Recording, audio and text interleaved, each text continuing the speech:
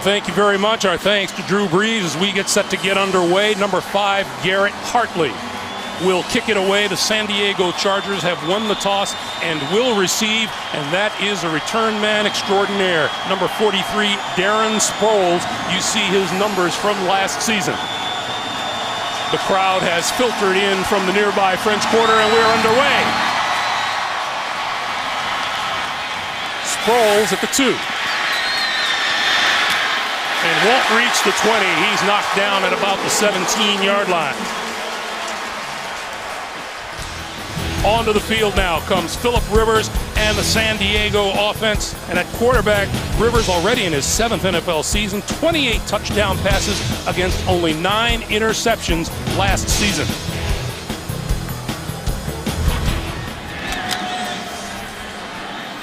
Dan Deerdorf, welcome back. Well, thank you, Greg. Nice to be here. Away we go.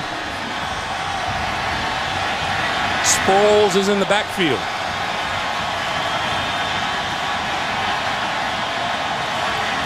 And on first down, Rivers is going to throw the short pop over the middle, and that's complete across the 25 to his tight end, Antonio Gates. On the line, the big question is at left tackle with Pro Bowler Marcus McNeil unsigned. Can second-year man Brandon Dombrowski fill the bill? And at running back, all eyes will be on the Chargers' first-round draft pick, Ryan Matthews. Of him, head coach Norv Turner says simply, he's the real deal. Well, he's averaging almost 5 yards a carry in the preseason and averaged over 6 yards a carry when he was at Fresno State. Durable, strong, and fast. Matthews gets the handoff and bulls his way close to the 30-yard line before he is brought down. A look at the Saints on defense. The front 4 led by number 91, Will Smith, 13 regular season sacks and a couple of more in the playoffs.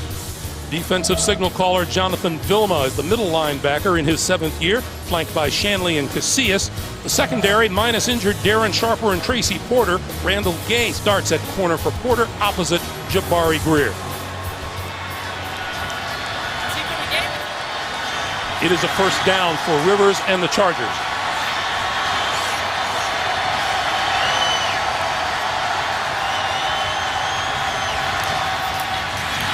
This is Matthews for a couple. Greg, both coaches are very pleased about the matchup that they have here in the 3rd preseason game because it's a question of your starters are going to play more than any other game. You want it to be against a real quality opponent. And Norv knows this is a great test for his young running back going against a defense that tries to take the ball away the way Sean Payton's Saints do.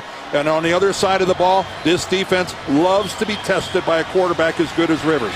This is what coaches look for in week 3.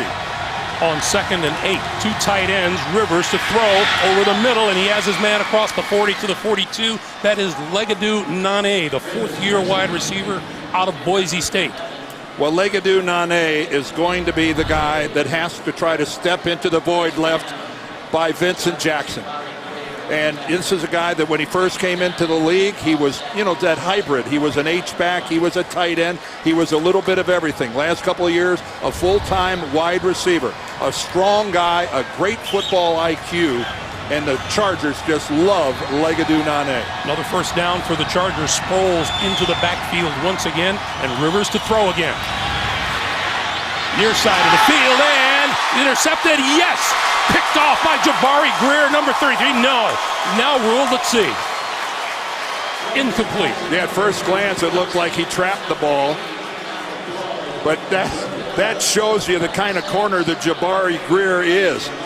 He only missed 7 games last year with a groin injury, and he's back, and he's healthy, and boy, can he break on the ball. And look at him jump right in front of Malcolm Floyd, and you can see the ball comes out. But look at that. That is just perfect play by a corner going for the football without interfering. On 2nd and 10, Sproles, 45, midfield, appears to be about a yard short of a first down. Boy, when Darren Sproles decides it's time to head upfield, he just goes upfield. That's called a burst. If Sproles doesn't look very big to you, that's because he isn't. He's officially listed at 5'6", 190 pounds. I keep waiting for him to get taller, but I guess it's just not going to happen. 3rd and 1. Ryan Matthews, Jacob Hester in the backfield. The pitch for Matthews, going to try to turn the corner, and he does, has the first down, and then some. Pulled down just inside the New Orleans 35-yard line. Oh, and I'm telling you right now that Scott Shanley can't believe that Matthews got around him to the outside.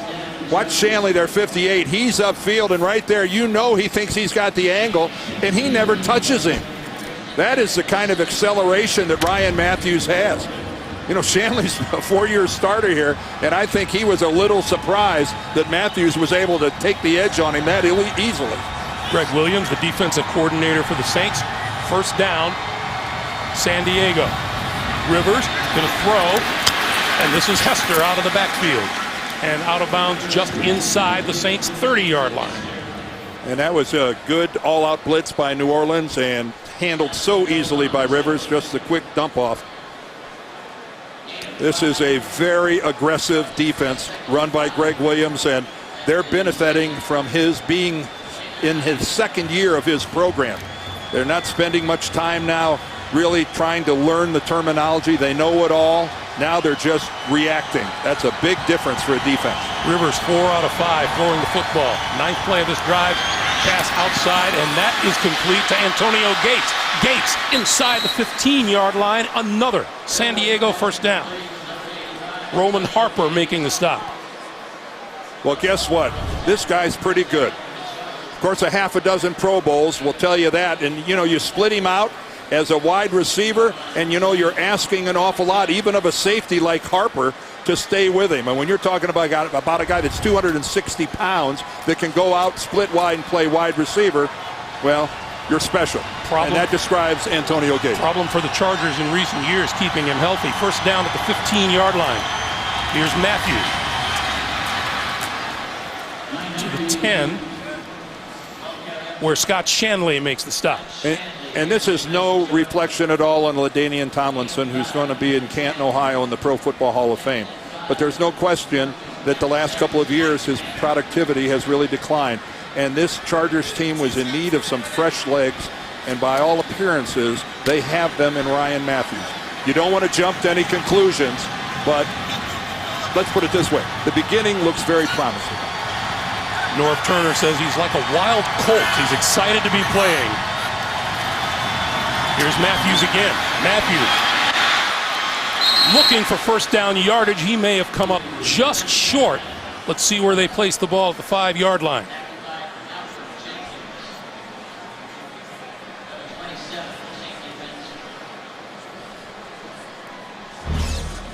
Well, there we talk about the shoes to fill with LaDainian Tomlinson. Look at those NFL rankings, what he's accomplished in his career since 2001. Nobody rushed for more touchdowns. Nobody did it in more explosive plays of 10+. A truly dominant football player. But teams evolve. You have to move on and stay fresh. This is Hester looking for 1st down yardage, and he has it all the way down to the end zone and a touchdown. Well, how nice is that for Jacob Hester, who played his college football at LSU, to get to score a touchdown here not too far from Baton Rouge in New Orleans. And a very, very impressive drive for the Chargers to open up this game. Man, that's the kind of push you're looking for. Look at those blocks.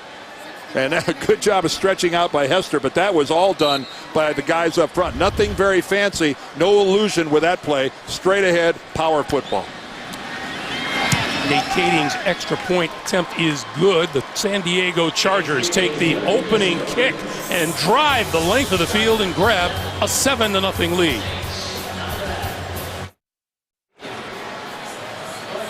San Diego's opening drive was impressive. 12 plays, good for 82 yards, 38 yards on the ground, 44 through the air. And Jacob Hester's 6-yard touchdown run has San Diego on top. That is Courtney Roby standing at the goal line and awaiting the San Diego kick. Roby from the 2. Breaking it outside. and out of bounds at about the 40-yard line, and we have a penalty marker down. Our referee tonight is Ed Hockey. Holding by the receiving team, number 37, during the return. 10-yard penalty from the spot of the foul. New Orleans keeps the ball. First down. Penalty called on Jason McKee. That'll back the Saints up. We'll take a break, and then Drew Brees gets started on offense. It's no stretch to say that's the pride of New Orleans at the moment, the Vince Lombardi Trophy. As Drew Brees and company get underway now from their own 11-yard line, and the handoff is to Pierre Thomas. Thomas to about the 12.5, maybe the 13-yard line, and a little shoving to get things started on the Saints' first offensive series. You know, Drew Brees has done everything you could want as the Saints on-field leader. The Super Bowl MVP completed an NFL record 70.6% of his passes last season. That's just a phenomenal performance, Dan. Yes, it is. And he's had, such good years here in New Orleans leading up to this. 3 times over 4,000 yards, once over 5,000 yards. He's been playing this game at a high level ever since he married up with Sean Payton. On 2nd and 8, Brees throwing his first pass of the night, and that's complete over the middle to Marcus Colston, and Colston goes to the 25-yard line for a first down. Brees has a stellar offensive line. All 5 starters returning from a year ago, led by the outstanding right guard, Jari Evans. The backs and the receivers, good targets for Brees, and number 25, Reggie Bush at running back.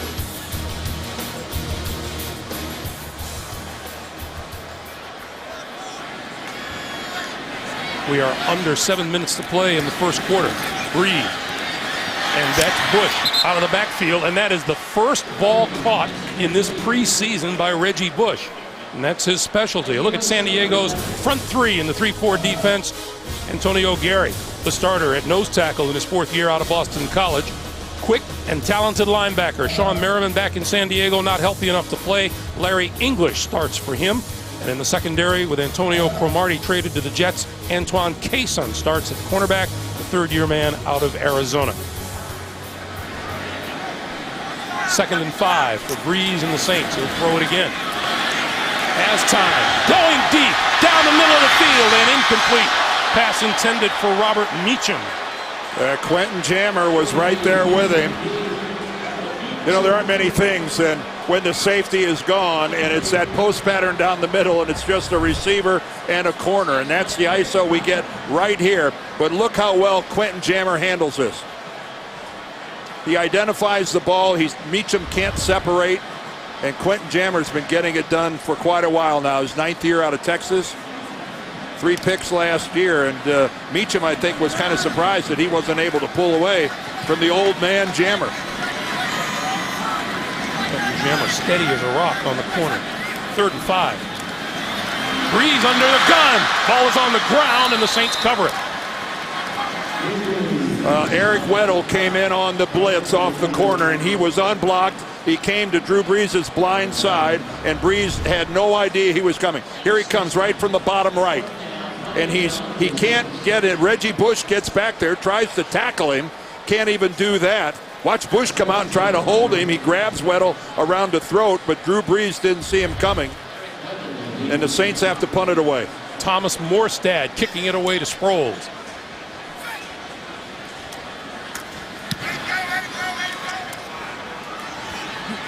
Sproles at the 36. To about the 45-yard line. And with that, a pause in the action coming up on 5.5 minutes to play in the first. San Diego by a touchdown. Here, everybody. Fully customize your fantasy football league with Fantasy Football Commissioner. Try it free today at cbssports.com/commissioner. Well, as every coach would strive for, nice balance on the first drive of the night for the Chargers offense. They start now from the 45-yard line, and the give is to Ryan Matthews, and Matthews gets nothing. Well, this is just a perfect way to start any game. But yeah, when you're only going to play your number ones for a half or 3 quarters, you like to see everybody involved. Matthews gets outside, breaks contained. Rivers has been sharp throwing. Antonio Gates makes the play afterwards, and then with a great surge from their offensive line, Jacob Hester able to reach the goal line, and that drive is a very satisfying way to begin it.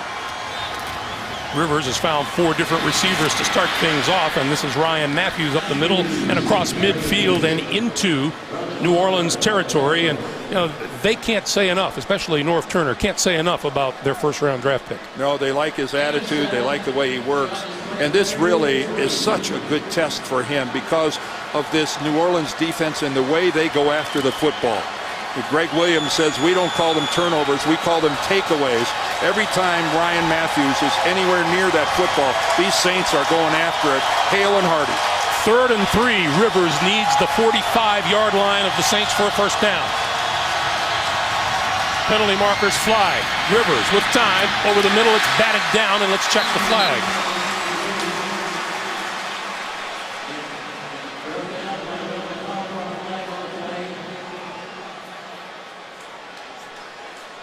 Illegal formation, offense, number 66 is lined up in the backfield. The penalty is declined, brings up 4th down. That was the right tackle, Jeremy Clary, apparently not far up enough on the line of scrimmage. Well, every preseason, the NFL and their officials really get on the offensive tackles about not cheating backwards and getting away from the line of scrimmage. And you know what? Then the regular season comes and they can go back to wherever they want to go and nobody calls it. It's like this dance every year. That's Reggie Bush back at his own 10-yard line for the punt. Fair catch called for, and Bush makes the catch at his 10. And that's where Drew Brees and company will get started. A timeout. 4:13 to play in the first quarter. It's a question of just how a team is going to come out of a championship season. Drew Brees, for one, has been very outspoken as he gets set to throw, sets up the screen, and that is complete to Pierre Thomas. And Thomas around the right side, and looks like he might have a first down at the 20-yard line. Brees said, we've had lots of fights in the preseason, and the guys were competing. Yeah, and the workouts were, the mandatory, even the voluntary, well attended. A lot of optimism here, but as long as number 9 is playing quarterback, there's reason for optimism. The team rallies around him, and that's just a good-looking screen and nice patience by Pierre Thomas, letting his blockers get out in front of him, let it develop, come back in, nothing spectacular, just good, solid yardage that moved the chain. Here's Thomas. And very little on the push off the right guard, right tackle area. You know, Jonathan Vilma may have said it best to us yesterday, Dan. You know, what we did last year isn't going to win anything for us this year. Well, and the only thing it really guarantees is that you're going to get everybody's A game when you play them the following season. But, the Saints won the Super Bowl, but it's not like it was some open and shut case that they were the best team in football. They were an underdog going in against the Colts. You could make the argument that, beating the Vikings in overtime, they had a lot of things go their way. So, yeah, it's going to be tough. Out of the backfield is Bush. Across the 25 to about the 26-yard line. Antoine Cason up from the cornerback position to make the stop. Now, there's also so much to love about the Saints in the way their offseason went. They held their team together.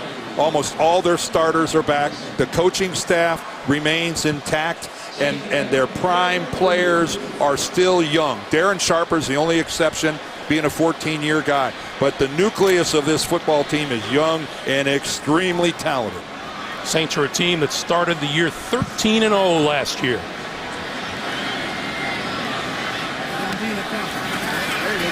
Bush, left side, running room, cuts back out to the 40-yard line. Eric Weddle making the stop.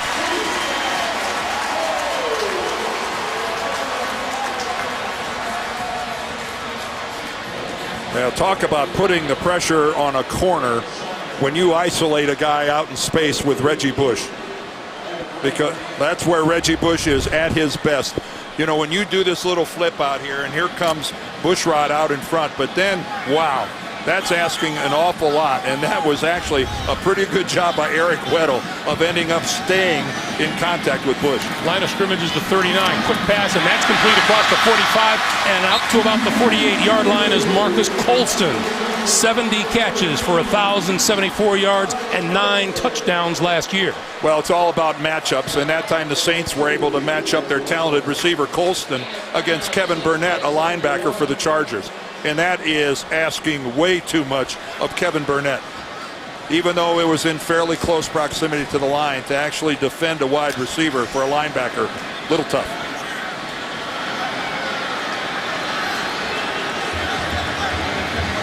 Bush, the lone back behind Breeze.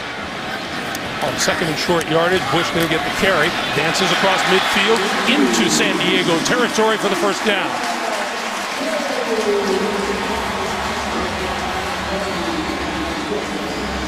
Well, this is good blocking up front. You can see Bushrod locks up with his guy, pushes him to the outside. And then the interior three of this Saints line, Carl Nix, Jonathan Goodwin, and Jari Evans, they are big, powerful, mauling type players. And boy, they love it when the call's in the huddle. Let's run the football. Let's mash it. Pierre Thomas now in the backfield. First down. Reed still has it. Looking deep. Going down inside the 5-yard line. Popped up. Touchdown.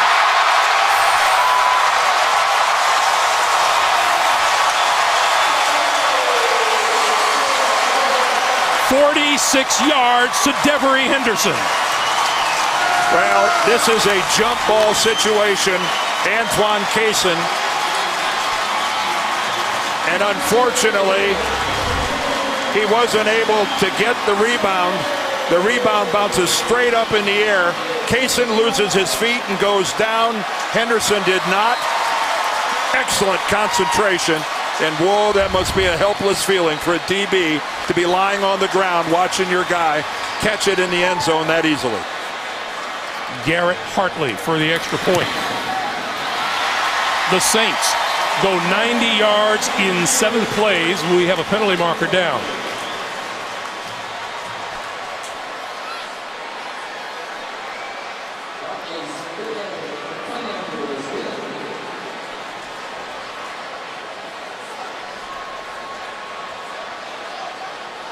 It looks like this extra point will stand, and the yardage will be marked off on the kickoff. Well, you could either mark it 5 yards back and let them kick again. That doesn't accomplish a lot. That's, you know, they'll make that. Illegal substitution by the defense, number 32, went out of the back of the end zone. That 5-yard penalty will be enforced on the kickoff. The try is good. So with 5 seconds to play in the first quarter, Devery Henderson on the receiving end of the 46-yard touchdown pass. We're tied at 7.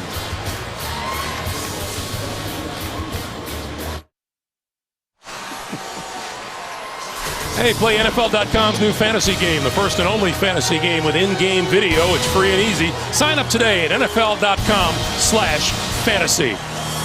They are partying in New Orleans. 7 plays, 90 yards, and a tie game. Darren Sproles going to watch this one deep into the end zone, and the last 5 seconds will not roll off the clock until at least one more play. There's Norv Turner. His team finished the regular season on an 11-game winning streak.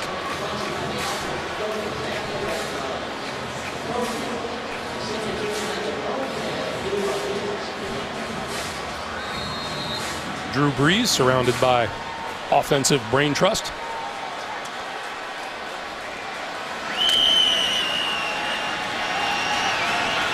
Both sides say they will play their starters all the way through the first half and some even into the second half. Rivers going to throw it over the middle, and that is incomplete to Malcolm Floyd. And with that, time has run down here in the first quarter. That's the end of one. 7-7 tie. Will return to New Orleans after this. This is the NFL on CBS. The Superdome in New Orleans. Greg Gumbel, Dan Deerdorf, Sam Ryan along with us. 2nd and 10 as we get the second quarter underway. Phillip Rivers and the Chargers from their own 20. The pitch to Matthews. Matthews can't get away from Jonathan Vilma, the middle linebacker. Well, Greg a moment ago was talking about the Chargers and their season. And it really was something. And last year, you know, they weren't getting the production in the running game, and that's why they're hoping that 24 is going to be the answer to that. And that time, though, Ryan Matthews never had a chance to turn upfield. The guy who's had the biggest role in turning around the Saints defense, Jonathan Vilma, there to make the tackle. Sproles into the backfield now for the Chargers in 3rd and 14. Rivers, sideline. That's complete across the 35 and out of bounds at the 36-yard line. That'll be a first down. Malcolm Floyd with the catch. And I don't know if he hit his head when he landed or something, but Malcolm Floyd staying over on the sideline. Such a huge target. He's 6'5", 225 pounds, and really nimble and flexible hips, and an excellent throw there from Rivers. Malcolm Jenkins, who's playing for Darren Sharper. Not bad coverage, a little late, and I think Floyd a little worse for the wear after that hit. Rolled over on his head. Rivers with time. Got his man and dropped it. Chris Wilson had it in his hands and dropped it. 2nd and 10. Chris Wilson, the tight end behind Antonio Gates, not a big part of the passing game. Only had 4 receptions all last year. And wow, he's going to be haunted by this one because, yeah, just on the back hip, but there's just no way you don't catch that. He had 2-yard separation from the nearest Saint, and that would have been an easy San Diego first down. 2nd and 10. This New Orleans Saints defense excels in takeaways. Number 2 in the NFL last year. Rivers outside. That's complete to Gates. And Gates across the 40 to about the 42-yard line where Scott Shanley makes the stop. Roman Harper came on a blitz, and I thought he actually got a hand on the football. He did a good job coming on the blitz. Watch him come from the left. There he goes up. He did. He hit that football, and somehow it still had enough velocity. Watch Harper stop, go up. Yeah, he hits the ball, and it had enough juice on it to still make its way out to Gates. Very heady play, though, by Harper, stopping, realizing he wasn't going to get there and elevating. Now the Chargers, who've converted 3 out of 4 third down attempts. Rivers. A little miscommunication with the intended receiver, Antonio Gates. It'll be 4th down. Now, Gates broke off his pattern and held up just on the other side of the 50 when Rivers thought he was going to extend it downfield. Again, Roman Harper right there with good coverage. Credit the New Orleans defense with that. They didn't give Rivers anywhere to go with the football. Mike Cyphers to kick it away for San Diego. And deep to receive is number 16, Lance Moore. Moore going to let this one go. It bounces on the goal line and into the end zone for the touchback. 12 minutes, 46 seconds to play here in the first half. Chargers and Saints all tied up at 7.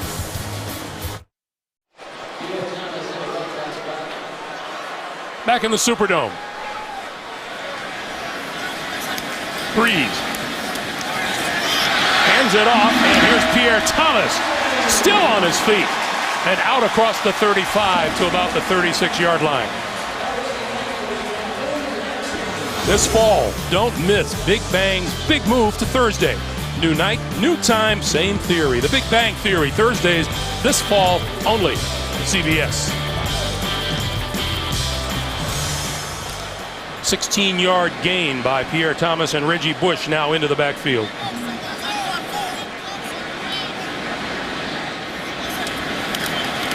Breeze, waits, sideline, incomplete.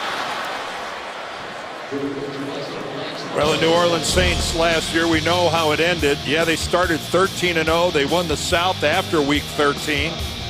They lost their final 3 games, but still finished 13-3, giving them home field advantage. And the NFC Championship game, we all know what a thriller that was. 6 fumbles by Minnesota, and then talk about one of the feel-good stories of all time for this entire Gulf Coast region celebrating the Saints win in Super Bowl 44. As you said, the party's still going. It Breeze is. up the middle, caught inside the 45-yard line by Jeremy Shockey.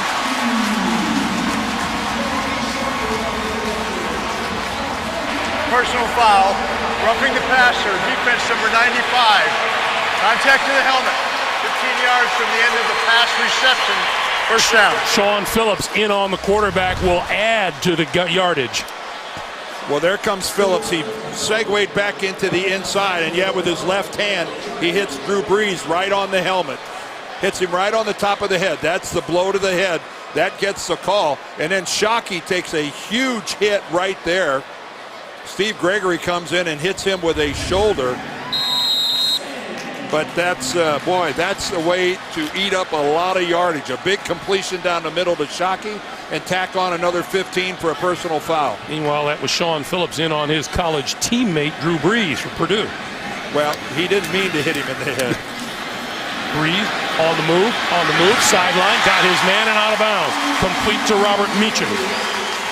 You know, Greg, you'll see that all the time where a rusher is just flying in and arms are flailing.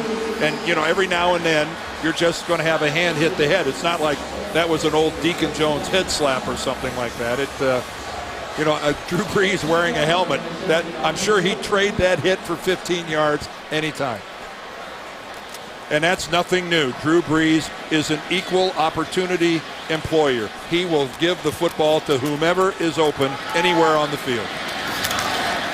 Straight ahead by Brees to about the 13-yard line. And some more pushing and shoving in the middle of the field. Well, this is what I meant with Drew Brees and the way he spreads it around. Just take a look at that. 7 players had more than 35 plus receptions. You know, just think about that. That's tied for most all time. That is A, having a lot of talent at your disposal, and B, having the schemes to get all of them involved. Credit Sean Payton and Drew Brees for really knowing the kind of talent they have and putting them in positions to succeed. This is Bush. And he is shoved out of bounds by Quentin Jammer. Well, that is called maintaining the integrity of the containment. And that you stretch it, and there is no corner. There's the first one. You see Burnett, he gets out there, takes it on with the right shoulder. Then that's Jammer rather, driving upfield, making the tackle. But give Kevin Burnett a lot of credit. He's the one that took it on with the right shoulder, fought through it, and didn't give up a soft edge. 3rd and 10.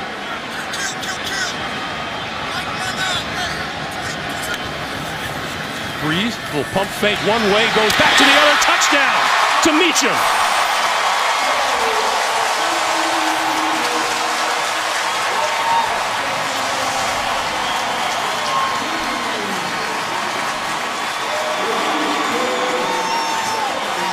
And the Saints grab the lead. Well, first of all, Drew Brees is going to get a nice block there from Reggie Bush. And he saw him look off the safety and then come back. Now take a look at this. Robert Meacham, just a little fade to the outside, then comes back in on a little skinny post right into the end zone. And Drew Brees delivers a laser. Extra point is good. Back-to-back drives of 90 and 80 yards has the New Orleans Saints on top. Drew Brees is rolling. It's 14-7 Saints. That's the football that Robert Meacham caught for the touchdown. 7 plays, 80-yard drive. Saints up 14-7. Sproles on the sideline inside the 10-yard line, back to the 20. And out to about the 23, 24-yard line. That's where the Chargers will get started with 9:26 to play in the half. In many ways, New Orleans is still recovering from what can only be described as a disaster. And everyone remembers it.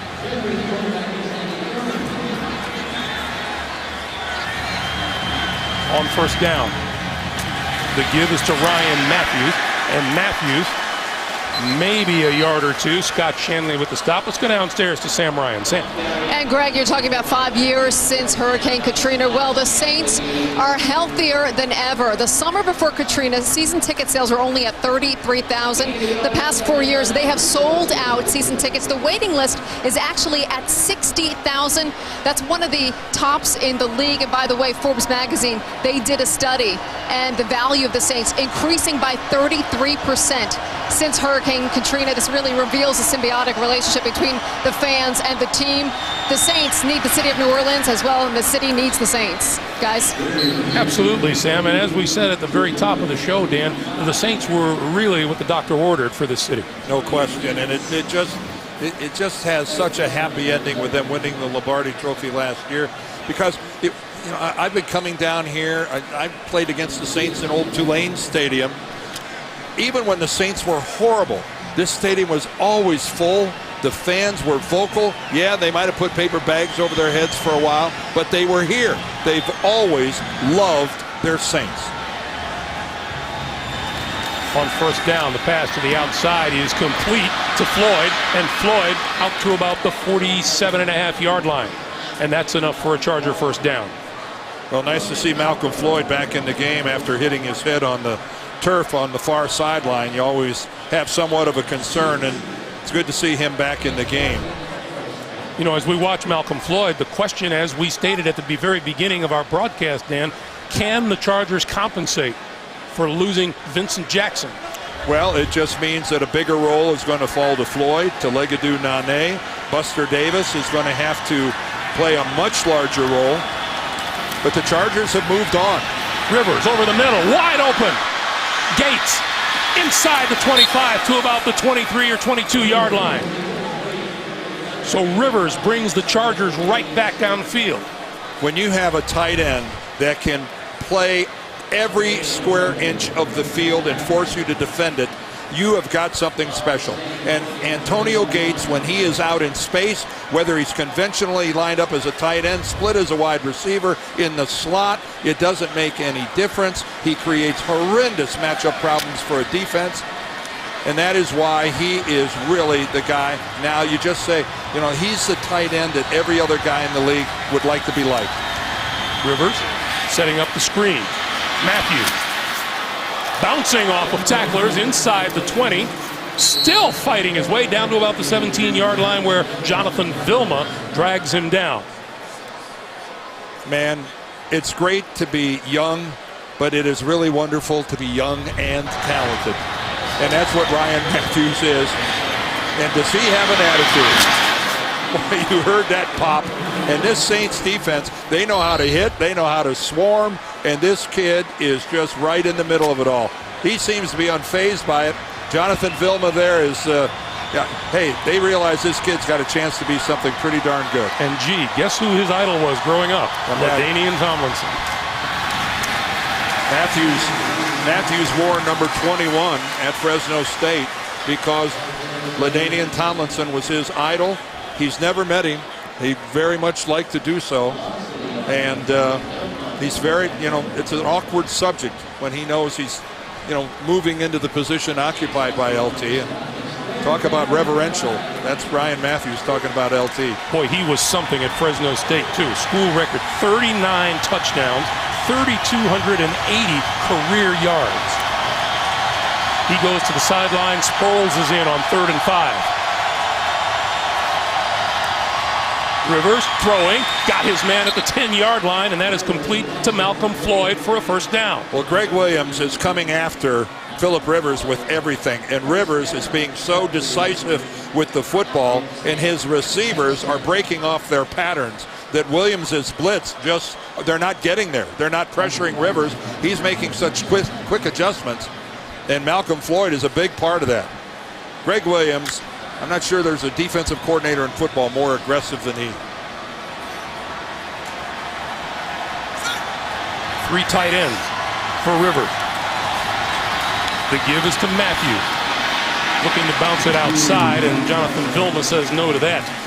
You know, talking about Greg Williams, he said what's really fun and what makes his unit, his defensive unit, so good is he gets to work against the intelligence of Drew Brees and Sean Payton in practice every day. You sit down and talk to the defensive coordinator like we did.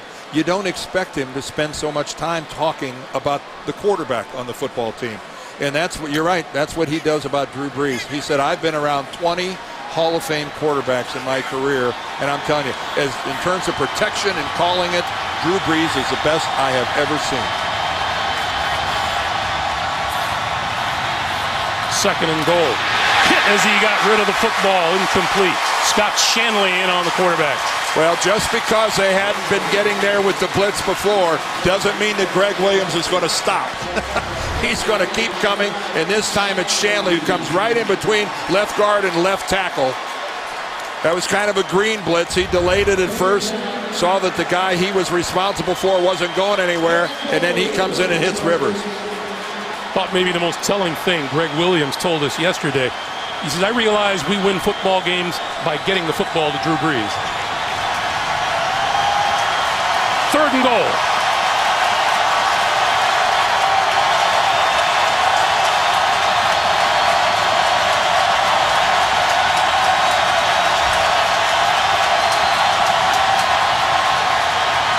Rivers with time, corner of the end zone, wide open, touchdown, Malcolm Floyd.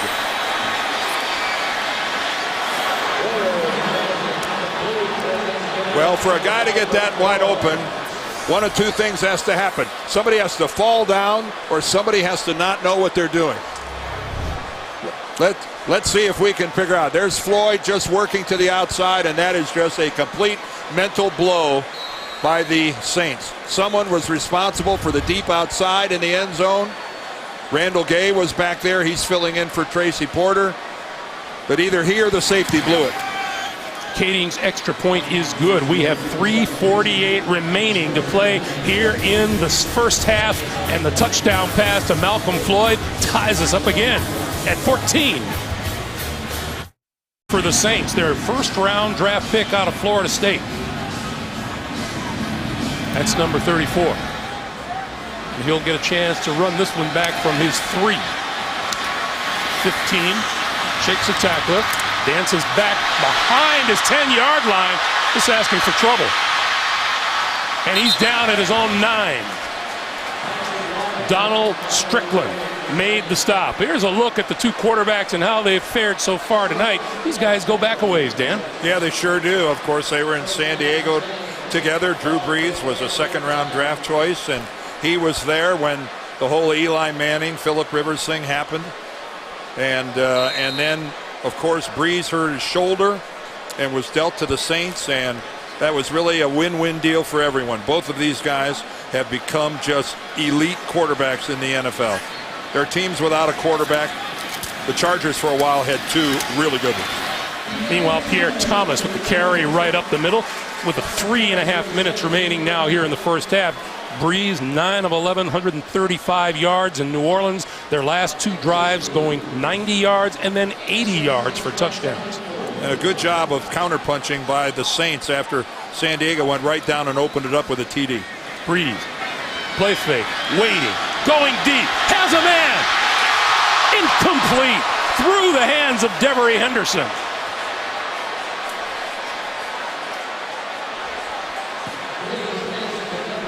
And a collision there in the secondary leaves Antoine Cason a little bit shaken up.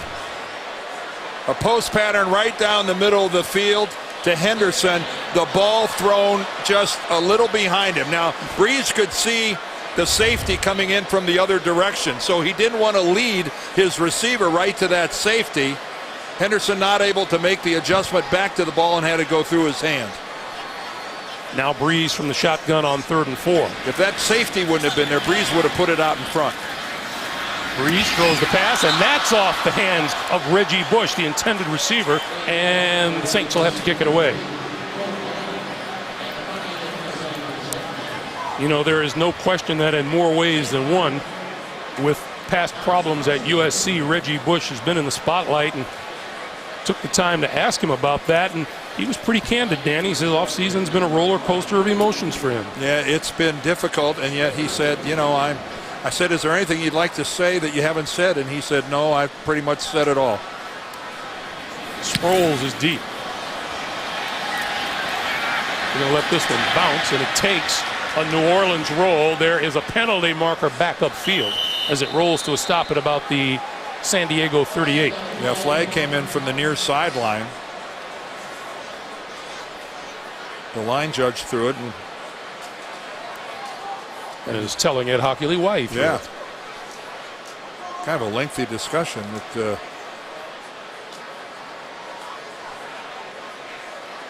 Holding by the kicking team, number 28. A 10-yard penalty will be enforced from the end of the kick. San Diego keeps the ball, first down. So it's San Diego football with under 3 minutes to play, and we'll take this opportunity to tell you, coming this fall to CBS, get ready to ride the wave. Hawaii 5-0 premieres Monday, September the 20th, only CBS. Remember that music, Dan? Book 'em, Dano. No, I don't remember it at all. Oh, was it that Jack Lord? Was it that? Yep. Loved it. You saw number 28, Usama Young. He was the one guilty of the hold. So now Rivers and company will start at their own 47-yard line. 2:52 to play, and each team has every timeout remaining. And again, these are the moments from a coaching standpoint that you're happy that they come your way. North Turner's got to be pleased. 2:52, tie ball game. All right, let's see your clock management. Let's see, give your quarterback a chance to kind of, get back into the flow of things here. Regular season right around the corner. This is Matthews, and Matthews across midfield and into Saints territory. Now, Dan, one of the things we're keeping an eye on, Marcus McNeil, unsigned, everything left tackle. Brandon Dombrowski trying to fill the hole, and the fact that we really haven't talked about him is speaking volumes for his play so far. Well, there is Dombrowski, number 62, and he has had a good preseason against some quality people like DeMarcus Ware. Now these talented rushers here. Will Smith was in there against. They're happy with it. Here's Sproles to the 45-yard line. Dombrowski is a second-year player out of San Diego State. And again, Marcus McNeil, a Pro Bowl player at left tackle. And to get in a contract impasse with your left tackle, I'm sure Phillip Rivers is going, man, I don't need this. But he does have confidence in that guy right there. They're going to have to. He's all they have. 2 minutes to play here in New Orleans. Chargers 14, Saints 14. We're coming back to the Louisiana Superdome right after this. You see the timeout situation. Each team with 3 remaining. 3rd and 3 for Rivers at the New Orleans 45. San Diego 5 out of 7 on 3rd down attempts tonight.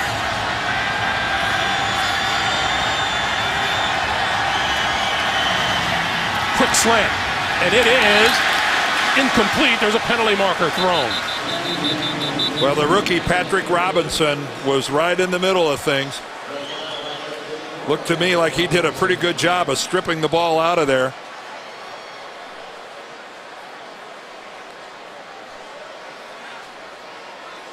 Trying to go to the big body of Malcolm Floyd.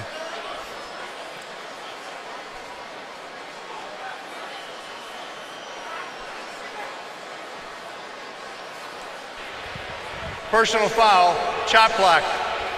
Offense, number 62. That penalty is declined. Brings up 4th down. No sooner we talk about Mr. Dombrowski, he's the guilty party. All right, well, let's take a look at him working right there. Well, there's no chop block there. He's working right there against Bobby McCray. My guess is they got the number wrong. They had to. It sure wasn't Dombrowski. Lance Moore falls for the fair catch and makes the catch inside the New Orleans 10-yard line. And that's where Drew Brees and the Saints will go to work with under 2 minutes to play. Coming up next, the Sprint halftime report. Sam Ryan. You hear her sit-down interview with Super Bowl MVP Drew Brees, and we'll also have an update from the Barclays Golf Tournament coming up, the Sprint halftime report. Let's go back to that penalty call. Yeah, let's see who it really was against. Let's take a look inside. And there is the chop block, and I'm going to guess that it had to be Dielman, the left guard. He was in there with Hardwick. Yes, it is Dielman, number 68, who goes in there and makes the chop block. Okay, Dombrowski, you are vindicated.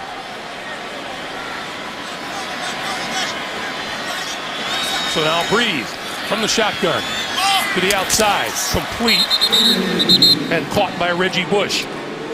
Well, he continues to move. The coaching plus that used to belong to Norv Turner, getting to watch his team in a pressure situation, now switches over to Sean Payton and the Saints. Now this is good quality work here now inside 2 minutes. What can you get done? Brees stepping up, pulls it down, rolls and throws. And hit his man on the far side, and diving for the sideline is David Thomas. Well, David Thomas has emerged as just a really, really solid tight end. He had flashes of that in New England before the trade last year here to New Orleans, and he and Jeremy Shockey form a pretty good duo. And a guy who's not playing tonight, but they got a rookie named Jimmy Graham. Played 1 year of football. They think this kid, he's a project, but they think they got something with him as well. Minute 20 on the clock. Brees throwing. Got his man off on the money. Stop it. Oh, watch out. That's taunting. And here comes a flag. Marcus Colston. That's a no-no. You can't flip the football at your opponent like that. Words were exchanged. Man, what a beautiful throw from Drew Brees. Unsportsmanlike conduct, offense number 12, after the play was over. 15-yard penalty. It is still 1st and 10. I'm telling you, everybody, this is a point of emphasis this year. He's a slot receiver. There, watch this throw from Brees right over the shoulder. But here's, okay, yeah, he gets a little at the end. That was unnecessary by Jammer. But that last little flip of the ball, I can understand why Colston is upset. Jammer delivers a big hit and then comes in. Colston tries to get up. He gives him a little more. But I'm telling you, flipping the ball like that every time will get you an unsportsmanlike penalty. You know, in defense of Quentin Jammer, I'm not sure that he was sure that the receiver was down by contact at that point. By the shot he delivered the first time put him down. Well, we've had 28 points on the board. San Diego got started with Jacob Hestard here, does a power play off the left tackle. He gets it in. Then Devery Henderson, the jump ball. He takes a touchdown from Brees. Then Brees to Meacham on a beautiful little skinny post. And now it's San Diego's turn to tie the score with a wide open Malcolm Floyd. And there we are, 14-14. And San Diego got fortunate there because the Saints covered a lot of territory into their territory and now been backed up. You saw Phillip Rivers looking on from the sideline. Lost in all that for a moment. How about that throw from Brees? Could you just drop it in there any better than that? Saints at their own 32. Penalty markers fly. Brees pulls it down and flips it out. And here is Reggie Bush. Midfield. 40. Out of bounds at the 30-yard line. Well, that's an offside against San Diego, which will, of course, be done away with. Looks like Sean Phillips couldn't get back across the line. That's a 38-yard pickup. Offside defense, number 95, Peniels Klein. Play results in a 1st down. What a play by Drew Brees. He's always been mobile, but this is just mobile and smart. And Reggie Bush sitting right where he's supposed to sit, and San Diego inexplicably loses track of Reggie Bush. Not a good guy to lose. 60 seconds to play. 211 yards throwing for Brees so far, and the whistle blows. And this will be against the Saints. Ball start, offense, number 12. 5-yard penalty, it's 1st down. Well, it hasn't been a good last minute for Marcus Colston. Well, the shame of it all with that unsportsmanlike penalty was, you know, he caught that pass from Brees when he knew he was going to get hit hard. And he held on to the football, and boy, you hate to see a guy, actually dig his own grave, so to speak, by getting that penalty, because he did a superior job of holding on to that football. 1st and 15. Screen. Bush buried at the 40-yard line. Well, they didn't lose sight of Reggie there. That was a good job of the defensive line sniffing out that screen. That had no chance. Luis Castillo making the play. A reminder, tomorrow night, the NFL on CBS puts on a preseason primetime special. Tony Romo and the Cowboys, Matt Schaub and the Houston Texans in a Lone Star duel. Comes your way at 8 Eastern tomorrow night here on CBS. A Lone Star duel. I like that. Thank you. The Houston Texans are going to open up against Indianapolis. They had a winning record last year. Dallas, of course, a lot of people think they might be the best team in football. They're right up there, and of course, with the Super Bowl this year being played in Dallas, they're kind of a sexy pick to maybe be the first team to actually play in their home stadium in a Super Bowl. How do you spell incentive? 2nd and 21. The pass this side complete to Bush, and Bush is out of bounds, stopping the clock with 49 seconds to play. I know one thing in the NFC, Greg. If whomever plays in that Super Bowl in Dallas isn't either from New Orleans, Minneapolis, or Dallas, we're talking about one of the biggest upsets of all time. Because, there's some quality teams out there like Atlanta and some up-and-comers, and the Cardinals have been there. But in my mind, those three are on a level all by themselves. Meanwhile, the Houston Texans out to prove that they do belong, and we're going to see them opening day when they host the Indianapolis Colts. 3rd and 15. Drew Brees 6 for 6 on this drive. How's that?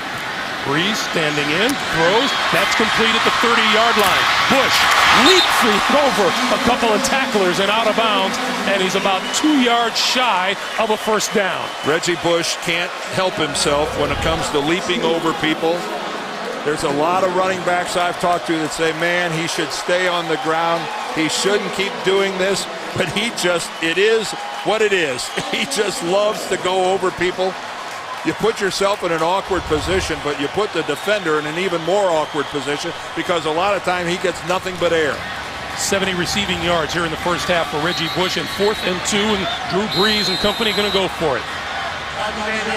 And now San Diego uses a timeout, their first used here in this first half. Well, it'd be about a 40-yard field goal, 41-yard field goal, and let's face it, going forward on 4th and 2 is a little easier in August than it is in September, October, November, December, or January. But then again, you're talking about the coach that opened up the second half of a Super Bowl with an onside kick. So what the heck is going forward on 4th and 2? As we sat there, not to say that Norv Turner is not enthusiastic, but you kind of want to get out there and play for Sean Payton when you talk to him, don't you? Well, he's got an energy about him, and of course, he's the defending Super Bowl winning coach too. Life is good when you're in that position.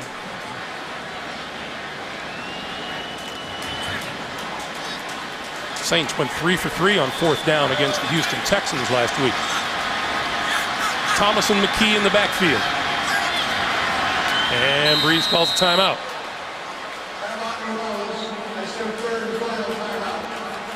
So the Saints are now out of timeouts.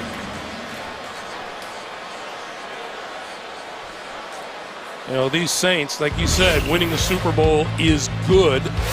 And the New Orleans Saints, well, there was the parade. Drew Brees was telling us about he had Disney World and Letterman and Ellen DeGeneres and the president at the White House and Oprah. Good times, as they say. Garrett Hartley has now come on, and he will attempt a 40-yard field goal.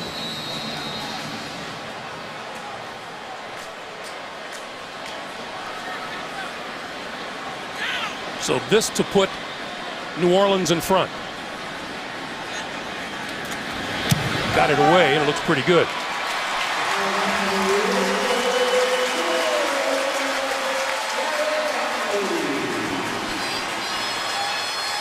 Norv Turner watches the Saints jump on top 17-14 with 37 ticks on the clock.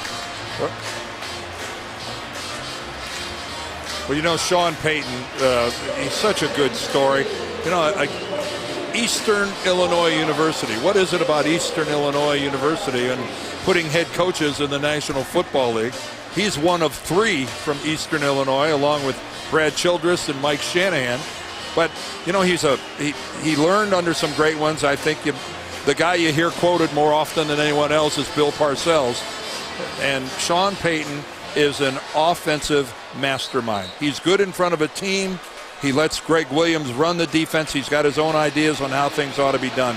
But offensively, Sean Payton is one of those guys that's just plain gifted.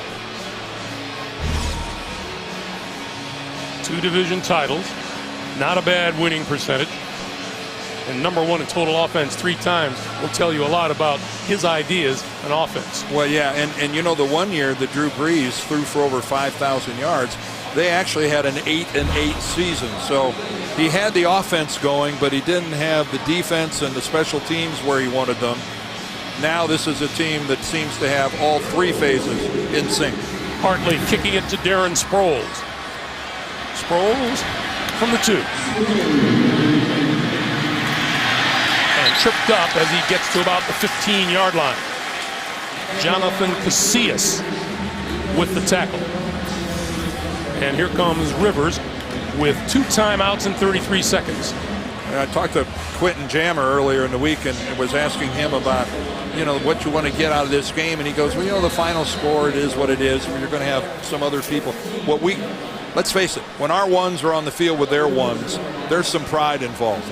And right now, the #1s of New Orleans are up by 3 points over the #1s of San Diego. We'll see some substitutions after halftime. I'm not sure how deep into the 3rd quarter the starters will go. For San Diego, I know they're going to go for sure. Rivers 14 of 21 so far for 149 and a touchdown as they give to Sproles, who carries out to the 20-yard line. And the clock continues to move, coming up on 20 seconds to play.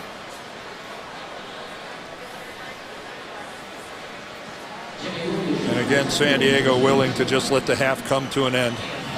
And that will be the final play of a pretty entertaining first half. Really? 17-14. Saints is the score. Back with the Sprint halftime report after this message and a word from your local station. This is the NFL on CBS. For the start of the 3rd quarter, there's your halftime score. The Saints leading San Diego by a score of 17-14. Welcome back, everyone. Greg Gumbel along with Dan Beardorf. Looking back at the first half, Dan, I don't know that we saw anything that was particularly surprising. I think we expected good offense from both these teams, and that's what we got. 2 teams that are going to score lots and lots of points.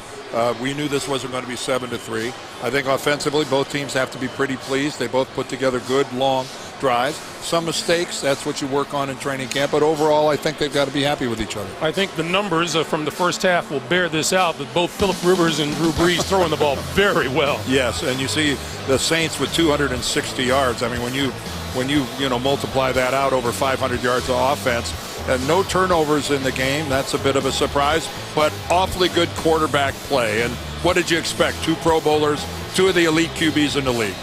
Well, Phillip Rivers leading his team downfield and a couple of long drives. Drew Brees as well. 14 of 21 for Rivers, 16 of 20 for Drew Brees, the most accurate passer for one season in NFL history. Yeah, exactly right. And look at the yardage, too. Brees gets it in big, big chunks. I want to remind you tonight's game is brought to you in Sony High Definition. And the Saints will get hold of the football to start the second half. Now the question is whether or not Patrick Ramsey or Drew Brees is going to quarterback them to start the second half. Even if it's Ramsey, the #1s are supposed to stay out with him for a while. Well, the #1 draft pick, Patrick Robinson, from the 4. To the 15, 20, penalty marker flies behind him, another marker on this side of the field, and we will check the penalties.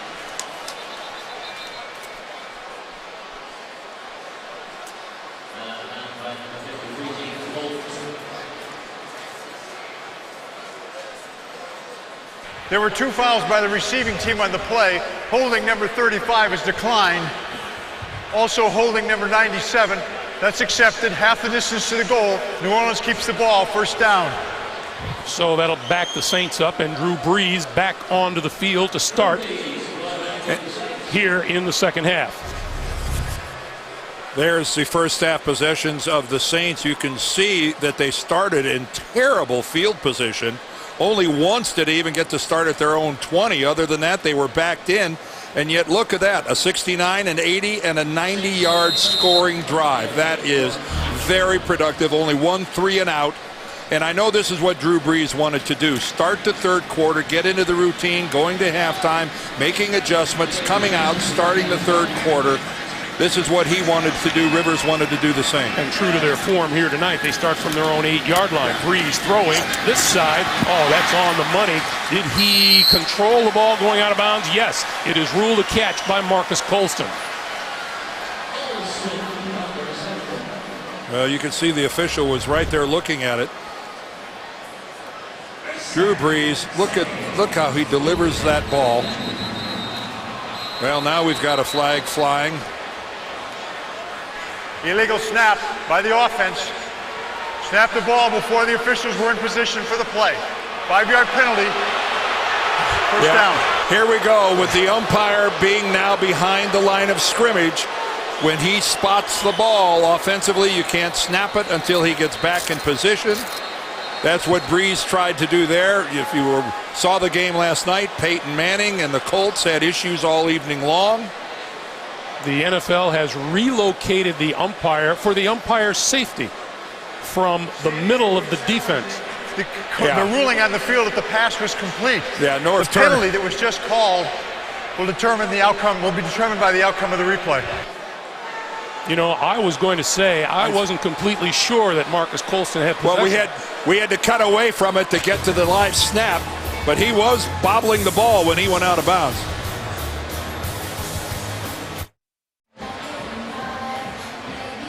Welcome back to New Orleans, everybody. I think Marcus Colston fails to receive this ball and hold on to it. First of all, he's going to juggle it as he's going out of bounds. He doesn't control it as he's bringing it to his body. And not only that, but it hits the ground while he doesn't have it under control. So I think that's an incompletion, but it really brings up an interesting set of circumstances here as we take one more look at it. I don't think he controls it. Plus, watch, it hits the ground right there when he doesn't have it under control. But if it's not for the new position of the umpire, the Saints are able to snap that football before Norv Turner has a chance to throw the challenge flag. And this challenge would have never happened if it wasn't for the repositioning of the umpire and an illegal snap. The receiver never had possession of the ball until he landed out of bounds. Therefore, the pass was incomplete. It's 2nd down and 10 at the 8-yard line. The penalty is not enforced because of the reversal. The penalty flag is as if it did not occur. 2nd down, there are no timeouts charged. Ed Hockley with a direct line to you, Dan. Yes. Well, it's, forget the catch. What's interesting to me is that, again, though, the Saints would have been operating just fine because that would have been a completed pass, and B, there wouldn't have been a penalty for an illegal snap because that could not have happened because you weren't waiting for the umpire to get into position. And right up until opening day, this situation with the positioning of the umpire is going to be a topic of discussion. Today, it's Chad Brown who is wearing number 31. There he is there. This is the official, the referee, Ed Hockley, over there. Remember, he used to be right about here. So it's 2nd and 10. Brees gives it to Thomas. And Thomas out to about the 12-yard line. I had a brief conversation earlier today with Bill Polian, the head man of the Indianapolis Colts. And Dan, you and I have been talking about this thing. If it's going to affect anyone in the National Football League, it's going to affect the Colts and Peyton Manning. And Bill told me he expects them to continue to tweak this thing until they get it right. Yeah, and because you don't want to take teams like the Colts that make a living at the line of scrimmage. They don't really huddle a lot of the time, and they like to catch defenses trying to substitute, and you know, they pick up their fair share of offsides against the defense, 12 guys, things like that. It's going to be a period of adjustment. It does look strange, though, lifetime of watching football, to not see that umpire right behind the line. Brees over the middle. Marker flies as the catch is made by Pierre Thomas. Now, for those of you that might be watching your first football game of the year, the reason that the umpire is back there, it's for his safety. There were a lot of nasty collisions. The guys are getting bigger, faster. Before the pass was thrown, holding defense number 99. That penalty is declined. The play results in a first down. Penalties on linebacker Kevin Burnett. You know, we talk about scary things in this game. I can't begin to tell you how, when you're down on the field, how quickly things move. Just imagine being the umpire, standing 3 or 4 yards off the line of scrimmage, and guys are whizzing by you. Receivers are using you to pick off a defender. And you have no equipment. Oh, no, and you have, you got a baseball hat. Whistle blows. All of a sudden, we're raining yellow here. Offense number 73. 5-yard penalty. It's first down. That's Jari Evans. You know, we talked about the game last night with the Colts, and here we go again. Peyton Manning, you know, he wants to get in there. There's the umpire trying to get out of the way, and Peyton calls for the snap before the umpire gets a chance to get back and get set. Manning is frustrated. There's going to be a lot of frustrated quarterbacks because you now have some of the game taken out of your control. Pierre Thomas again. Dan, you know Peyton. That umpire can't get out of there fast enough. Oh, no, because Peyton has made a living dictating to the defense when they can substitute, when they can't. You know, we've watched him for years catch them with 12 guys on the field. Now, all of a sudden, he's got to choke it a little bit, and that's awkward. Here's Pierre Thomas running room up the middle and out across the 25 to the 26-yard line. That's about 4 yards short of a first down. Eric Weddle with the stop. And the Saints ran a couple hurry-ups there. They're just working on different things. But again, that was just a plain old good surge right there. And to finish off this conversation, what we're saying is in the past where Peyton Manning may, or any other quarterback for that matter, may have gotten a snap off while that 12th man was still on the field. Now perhaps that 12th man gets a chance to get off. Oh, there's no question that he will. 3rd and 3. And you won't be able to dodge a replay as easily. On the quick slant, popped up into the air, falls incomplete. Colston looking for a flag and not getting one. Boy, and there's another situation. One of the NFL, they send out a DVD to everybody imploring the players, stop pleading your case to the officials. You don't want to incite the crowd. You don't want to get everybody whipped up. Well, there was a good look at Marcus Colston doing exactly that. Darren Sproul, deep at his own 25-yard line. Cyphers with a nice kick. From the 17 is Sproles. And out across the 30 to about the 31-yard line. 11:53 to play in the third quarter. New Orleans, Louisiana. What a town.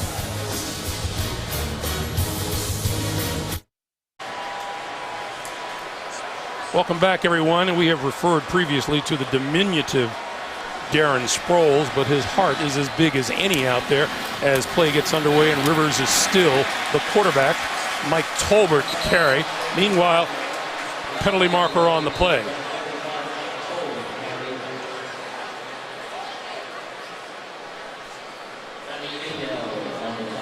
There was no foul on the play. Legal action. All right. Meanwhile, Darren Sproles, we talked about how small he is. Look at the hit that he took from Jason Kyle.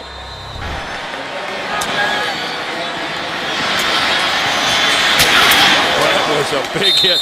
Kyle, the long snapper, 38 years old. Brett Favre's not the only old guy in this league.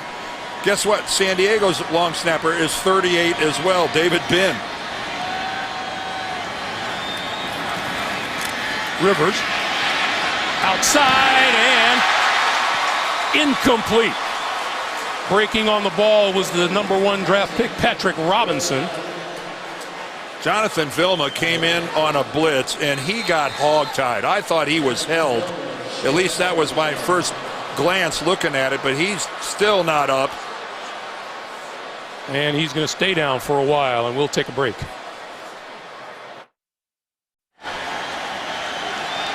Rivers and the Chargers looking at a 3rd and 10 from their own 30-yard line.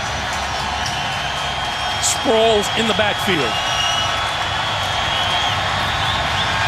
Rivers under the gun, over the middle, tipped and incomplete. Well, New Orleans just coming with blitz after blitz. Greg Williams just keeps pouring it on him. He is not going to change his MO. Take a look at that. There's a nice cross on the inside.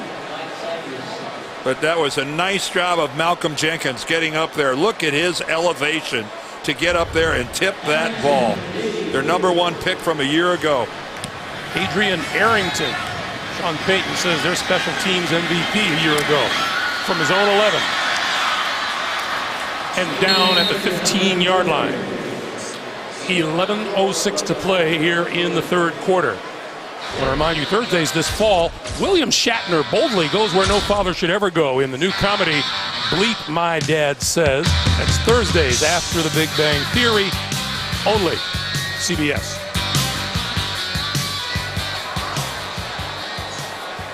Breeze is back. Jonathan Vilma, when we last left you, was crawling off of the turf. And we get a chance, we'll show you exactly why.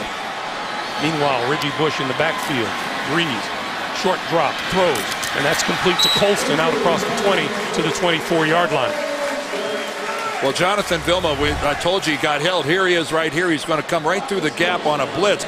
But watch Dombrowski, 62, the left tackle. Watch him throw out his left arm and just clothesline him. And that really put Vilma in an awkward position, and something happened down below with a leg or something. There's a quick pass, Rivers to Colston, that falls incomplete.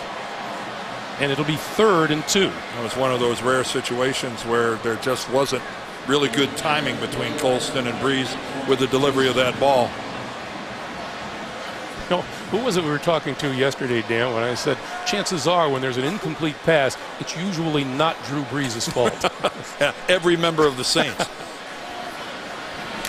Extremely accurate, very heady, and again, only 6 feet tall. Got to be an inspiration to every guy who tries to play quarterback who's not 6'4" or 6'5". And we get a timeout called by the New Orleans Saints with 10:44 to play. A quick timeout. Back to the Superdome after this.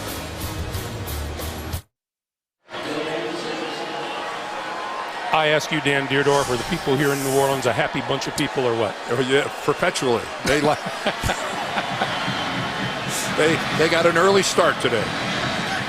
17-14 Saints, 3rd and 2. To give is to Chris Ivory. And Ivory looking for a first down, and from here appears to have it. Well, Chris Ivory from that football powerhouse Tiffin, and he has, and I'm very safe in saying this, caught the eye of Sean Payton. It would be a major surprise if Chris Ivory doesn't make this Saints team. He is a guy that has a real chance to get some legitimate playing time. They like his ability, his power. He hits the right hole, and he hits it with authority. Breeze over the middle, and that bounced incomplete before it got to David Thomas, the tight end. Nice job of Thomas trying to sell it, though. Even he had to chuckle a little bit when he got up. Breeze now 18 of 26 on the night, and 4 dropped passes. Among those 8 incompletions, 240 yards and 2 touchdowns. Yeah, he had 2 drops back-to-back that killed the drive. And this, for the #1s, is the final tune-up. Yes, it is. The preseason. Oh, they won't play at all in the final game. Chris Ivory back in the lineup on 2nd and 10. The give is to Ivory, and Ivory bouncing off tacklers and finally buried at about the 25. Ivory goes 6 feet, 222 pounds. Well, the Saints have had some problems at running back. They've lost Lionel Hamilton, P.J. Hill. Both are now on injured reserve and out for the year. They signed Deshaun Wynn and Liddell Betts. They're in a real competition for a spot, but I think behind Reggie Bush and Pierre Thomas now, Chris Ivory is a guy that's, he might be in the lead. 3rd and 11.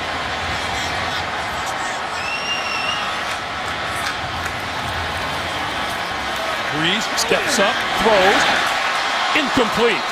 Pass intended for Lance Moore. Well, Antoine Cason, he's out there manning that corner. That's where Antonio Cromartie was for a number of years. And, of course, a lot of eyes on Cason. And you ask Norv about Cason, what's the first thing about him that comes to mind? He goes, well, he will support the run.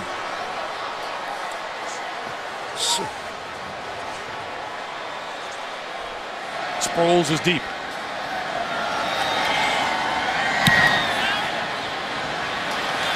Another good kick from Morstead. Sproles back to the 20 and out to about the 23 or 24-yard line. Well, tonight's game, the tune-up, two heavyweights, and they have played that way. It's been a hard-hitting game.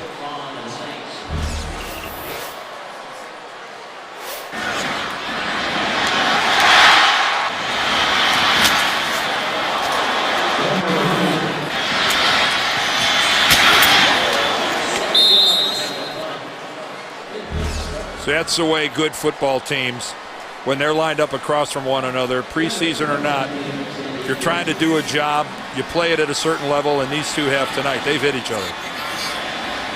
On first down, Rivers, play fake. Got hit from behind. The ball is loose, and it's ruled incomplete. Well, Jeff Charleston, number 97, in on the quarterback. Well, all of those Chargers players, they heard a whistle that we didn't hear up here, because I'm going, you guys better cover that ball. Boy, you don't take anything for granted, but they must have heard Ed Hockley blowing the whistle. Because that was an empty hand to Phillip Rivers coming through there. By the way, the word from the sideline on Jonathan Vilma, he has suffered a groin injury. His return tonight is questionable at best. On 2nd and 10, Matthews in the backfield. Fake to Matthews. The throw over the middle is complete, and out across the 35 to about the 39-yard line is Legadou Nane. All Legadou Nane does is make plays. You know, he was really troubled last year by a foot injury, wasn't able to really have the kind of year he wanted, but this is a guy, I know he is not physically Vincent Jackson, who is, but this is a guy that the Chargers think is going to fill in and fill in quite nicely. On first down, this is Matthews, and Matthews off left tackle out to about the 43. Chris Thielman on the bottom with Ryan Matthews on top of him. These Charger offensive linemen, they're going, now let me tell you something, now this guy is coming. He ran over a couple of his guys last week, didn't allow them to maybe set up their blocks. Norv has talked to him about it, about maybe being a little bit more patient, but Ryan Matthews is an anxious young man when he's got the football under his arm. He is coming, and he's coming hard. Yes. 2nd and 5. Rivers out here from Matthews, and Matthews taking on Lee Torrance head on. Well, we told you that Ryan Matthews played his collegiate ball at Fresno State, and there were times that he just looked like a grown-up out there playing with a bunch of JFL kids, because his talent was such that he was just shoulders above everyone else.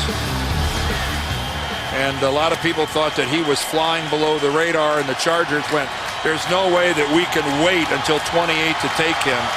They made the trade with Miami, gave him a second-round pick, moved all the way up to 12. 3rd and 2. Rivers going to throw for it. Sideline, it is. Grab. And it's going to be ruled out. Malcolm Floyd on the far side of the field. Well, the two officials had Floyd bracketed above and below, and they conferred. Oh, yeah, he's way out of bounds, and that's a good job of Patrick Robinson of shoving him out of bounds. You know what? A really tough catch made by Malcolm Floyd. Yes, it most certainly was. But Robinson shoved him out of there. Remember, there's the rules been changed. If you're out of bounds, even if you got pushed out of bounds, that's tough luck. Adrian Arrington deep, short kick this time. And this is going to go out of bounds. Let's see where they're going to place it. They're going to place it right about the 20-yard line. Timeout here in New Orleans.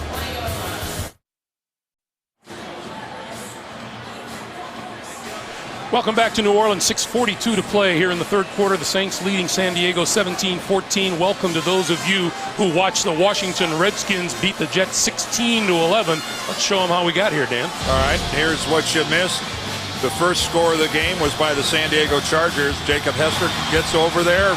Good surge off the left side, and then it's New Orleans. Drew Brees, this time to Devery Henderson on the jump ball. He keeps it alive. He comes back, then hits Robert Meacham for a Saints touchdown, and now a wide open Malcolm Floyd. Phillip Rivers tied it at 14. New Orleans added a field goal to make it 17-14, and it's been an air show. And Drew Brees out of the game. Patrick Ramsey in and throwing right off the bat, up the field, incomplete. Pass intended for Courtney Roby, just off the fingertips. Ooh, it'll be 2nd and 10. He had Roby. Roby had a step. He had a little separation, and just an overthrow from Ramsey. Patrick Ramsey wasn't able to play last week. He signed in late July, and this is very important to the Saints to get him some quality time here in his third preseason game. They know him well here in New Orleans, out of Tulane University in his 9th season. He's from Ruston. He's been around. Here is Chris Ivory with the carry out across the 25-yard line. Well, Drew Brees had a very, very good game. He and Phillip Rivers both, but as usual, Drew Brees very precise with the football. His completion percentage would have been even better, except for the fact, unusual, 18 of 27, but he had at least 4 drops. And then, I mean, very, very catchable balls. Liddell Betts into the backfield, fighting for a roster spot with these Saints. Ramsey going to throw it, and that pass, oh, what a catch! Montez Billings, a rookie free agent out of Auburn University, and boy, they'll talk about that one in the film session, won't they? Well, he didn't put it away right away, but he sure did. Why use 2 hands? Okay, it didn't work with 2, but I'll just reach up and pull it in with 1. That was nice. It's all about catching the coach's eye now for these kids. First down now. Saints at their own 31. Ramsey to throw again. This time outside, and that one is complete to 84, Torrey Humphrey.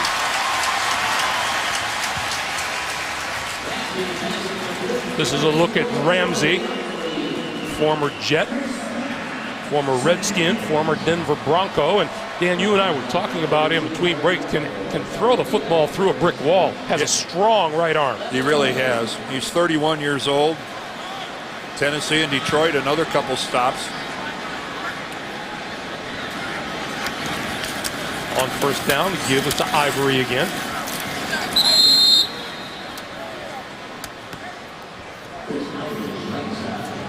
And those vying for the backup roles behind Drew Brees are Ramsey, second-year quarterback Chase Daniel, and a rookie out of Oregon State, Sean Canfield. Well, Mark Brunell was the backup quarterback here a year ago, and Mark is now, of course, in New York with the Jets. That's Chase Daniel right there. What a college career he had at Missouri, leading the Tigers. Again, not a tall quarterback, the same height as Drew Brees, and listed at 6 feet. Who seems to be doing okay.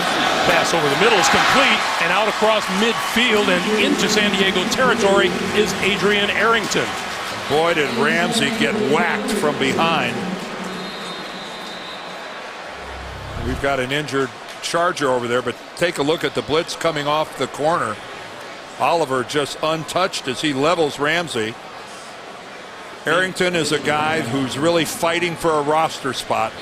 He takes a good hit, holds onto the football, but Antoine Cason gets banged up a little. Meanwhile, Arrington, the 10th different New Orleans Saints receiver to make a reception tonight. Arrington is one of those guys who had a good career at Michigan, but as Sean Payton told us, I'm just looking at a number of these guys to do something that makes it impossible for me to cut them. Because right now they're all potentially cuts. And I just need some guys to elevate, rise above, just make it so I have to go, hey, I just can't do it. Give us to Ivory, and Ivory breaking through inside the 45 to about the 43-yard line. They'll move the chains. First down, Saints.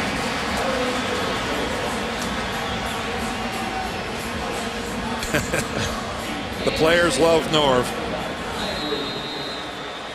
And we have a Saint down on one knee in the middle of the field. And it is number 64, offensive lineman Zach Streif. Right now it's been wholesale substitution for New Orleans. Their entire first team offensive line is over on the bench. Sean Payton, you slept with the Lombardi Trophy? Why not? Why not? I would too if I ever had the chance.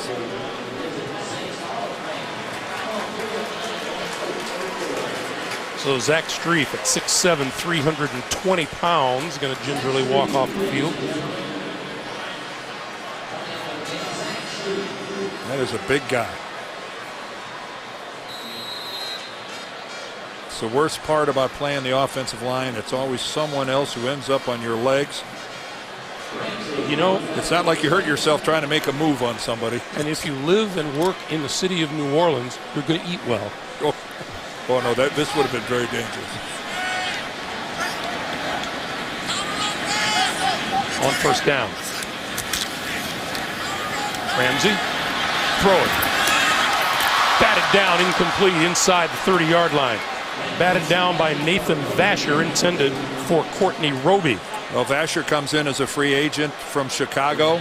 And again, with the departure of Antonio Cromartie, the Chargers looking to bolster themselves at cornerback, and Vasher's one of the guys they go out for.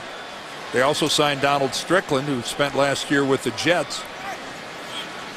And Nathan Vasher's had a pretty darn good career in the NFL. 7 years he's made it so far, and it's no lock though that he's made this Chargers team. He's fighting for a spot as well.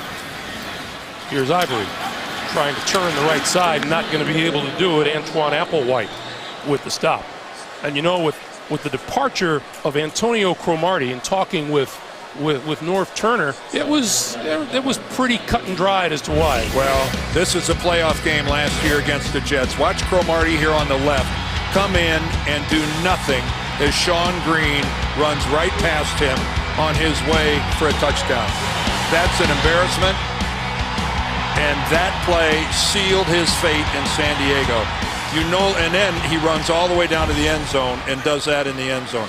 That was the end of his career as a San Diego Charger right there. Ramsey going deep inside the 15-yard line. The catch is made by Roby. Nice throw from Patrick Ramsey. Oh, and that makes Sean Payton happy.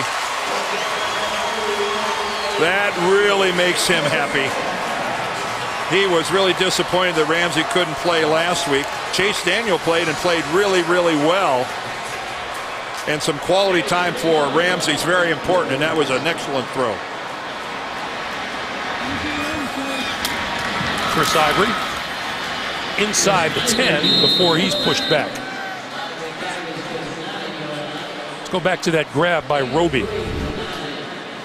Well, remember, Roby was open before on a deep pattern, and it was just a bit of an overthrow, and that time Ramsey dropped it in. Actually, Roby had to slow down a little bit and adjust back to it. He had to kind of just dial it back about 2 or 3 feet. And Nathan Vasher never saw it. No. Liddell Betts now in the backfield. Play fake to him. Ramsey rolls, throws, end zone incomplete. Intended for Arrington. Well, that was good coverage by Dante Hughes. Back to that play that we showed about with Antonio Cromartie. Dan, you, as we looked at that, you said that maybe in the old days there would have been some huffing and puffing after the game. Well, I have to admit, I was speechless after I saw it, because I just never saw a player who had such a clean shot at making a tackle in a playoff game in a really critical situation, who just intentionally let the guy go. No, I'm telling you right now, when I played, there'd have been a fight in the locker room. It's that simple. Ramsey lost the handle on the football, and it's incomplete. They scramble for the ball, but that won't count. It's an incomplete pass as his arm was going forward. It looked like Ramsey just lost his grip on the ball. It'll be very interesting watching Cromartie with the Jets and Rex Ryan to see if he gets him to come up and hit somebody, because he didn't have a long career of hitting people here in San Diego. I don't think you can play defense for Rex and not hit people. Well, I'm telling you, that's what makes it fascinating. Garrett Hartley on to try a field goal from 27 yards out. He was good from 40 yards in the first half.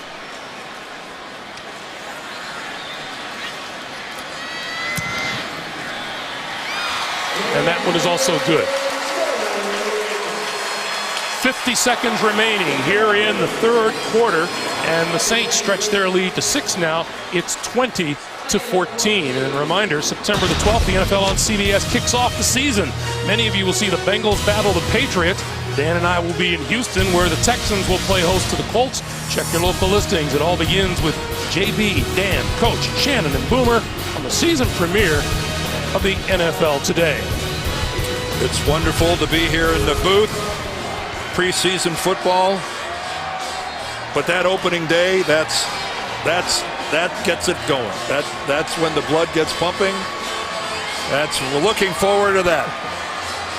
Boy, some things to watch around the league this year, don't you think? Well, of course there are. Brett Favre, of course. Wow, what a surprise he came back. Who would have ever imagined that? Ben's out for the first 6. Of course, the commissioner said that he might reduce it to 4. We will see. Darrelle Revis still holding out. That drama continues there with the Jets, and this, of course, an uncapped year, the final year, and hopefully between now and next football season, the 2011 football season, the players and management can get together and strike a new CBA. That is Sean Bray McNeil, another rookie free agent hoping to make this team. Out of SMU, he is deep for the kick. And McNeil a yard deep in the end zone. Out to the 20, forward to about the 22-yard line.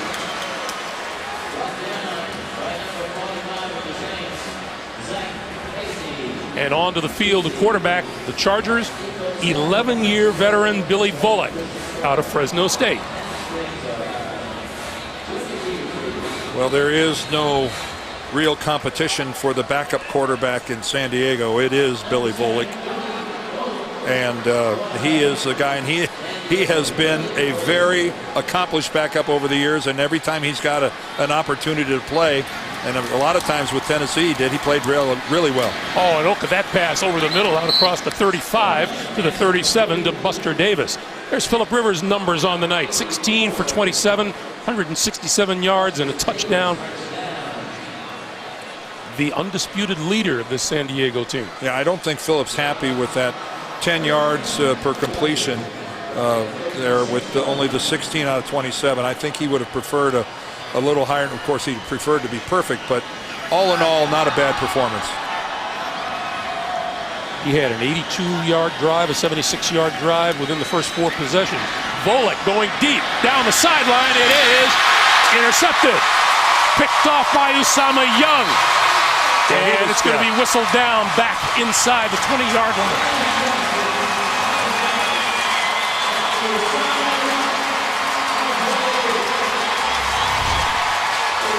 Well, when Volek rears back and decides to let this thing go, I don't know if he was aware that the other safety was coming over, but Usama Young, Volek, I don't know how he missed that, because Young's got the deep outside, and he just floated over there, and Volek just threw right into classic over-under double coverage. So Usama Young puts a little vote on his side of the ledger. Yeah, for making his team. If you're going to miss that receiver, you have to miss him by throwing it out of bounds to the sideline. You can't miss him by throwing it deep to the safety. With 1 second left in the third quarter, the give is to Chris Ivory, and Ivory breaks free out across the 30 to about the 34-yard line. And with that, we come to the end of the third quarter with the score. The Saints 20, the Chargers 14. We're back to New Orleans after this message and a word from your local station. You're watching the NFL on CBS.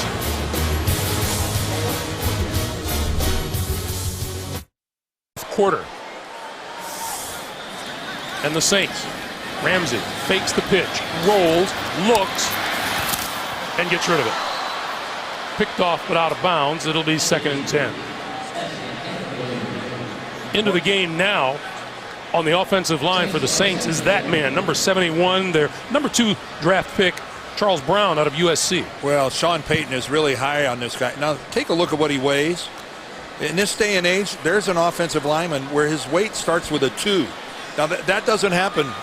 Very seldom does it happen now in this NFL. Yeah, but he's still growing, isn't he? Still. Most of these guys, tackles are, if they're that tall, they're 320 or in that range. Charles Brown has a real upside. Remember, they had Jamal Brown, their former number 1 pick that they traded to Washington. So Charles Brown is a guy they got penciled in to be their left tackle of the future. And Sean Payton says, this guy's got, you love this expression, heavy hands. In other words, when he hits somebody, there's a thud involved. That's a good expression. Sean Payton, heavy hands. Liddell Betts in the backfield on 3rd down, and Ramsey to throw. Little pump fake. Lots of time over the middle and complete. And Betts pulls up short at the 40-yard line. That'll bring on the punting unit. Well, let's look at Charles Brown and see if we can see these hands in action. Good job of getting inside with your right, steering that tackle back in front of your guard, and then you come back out and help your tight end, who, by the way, doing a nice job. Lorenzen didn't need him much in the way of help, but Charles Brown trying to get involved. Jeremy Williams is deep for San Diego. High kick. Fair catch called for and made inside the 10-yard line. 13:32 to play here in the 4th quarter. Billy Volek back on offense after this. Welcome back, everyone, from the creator of 2.5 Men and The Big Bang Theory. A new comedy coming your way, Mike and Molly, coming Mondays to CBS. Story of this game here tonight. Long scoring drives for San Diego, 3 70-yard scoring drives for the New Orleans Saints, and just 1 turnover overall. The Saints have the lead with having atrocious field position the entire game. That's Curtis Brinkley on the run. Speaking of running, all eyes will be on the young man standing next to our Sam Ryan downstairs. Sam. Yeah, Greg, it's the rookie running back Ryan Matthews of the Chargers. We know the story. They moved up 16 spots to get him. They wanted him that badly. How are you feeling within this offense now? How's the comfort level? I'm feeling good. I'm comfortable, and it's just every time I play, it just keeps getting more comfortable. So. It's going along slowly, but I'm getting it. Your teammates are all over you. They're squirting you with water with something we can't see on TV, and you got my pants right now. Thanks a lot.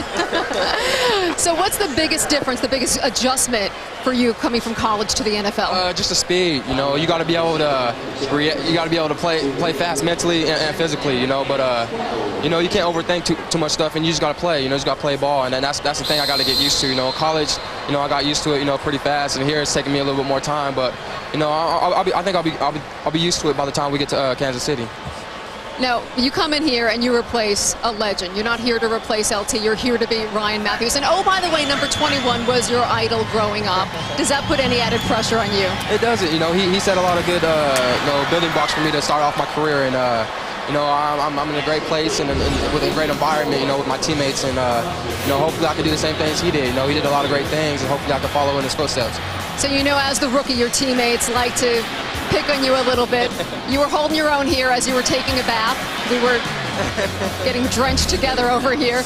What are some of the things that you've had to deal with as a rookie? How harsh have they been? Not too much. I've had to get up and sing and dance in front of them, and we had to put on a little show, and I had to carry some helmets, but that's about it. I really haven't had to do nothing too major yet, but I feel like it's coming along, so it's probably coming here sooner or later. And I know you've been bringing some candy for your O-line. Thanks a lot, Ryan. Back to you, Greg and Dan. Sam, thank you. Rookie though he may be, you can bet front to back, top to bottom in that Charger locker room, they are happy to have Ryan Matthews on their team. Well, that was Alfonso Boone, a 10-year veteran who weighs 320 pounds, squirting him with the water bottle. Yeah, they just had a little makeup session there. If he wants to let him have it, Ryan Matthews wise to take it. Yeah, Ryan Matthews wore number 21 at Fresno State because LaDainian Tomlinson, who wore 21, was his idol. And how strange life can be sometimes that he's now in San Diego. Billy Bullock goes down under the pressure. Jeff Charleston in on the quarterback. Well, unblocked.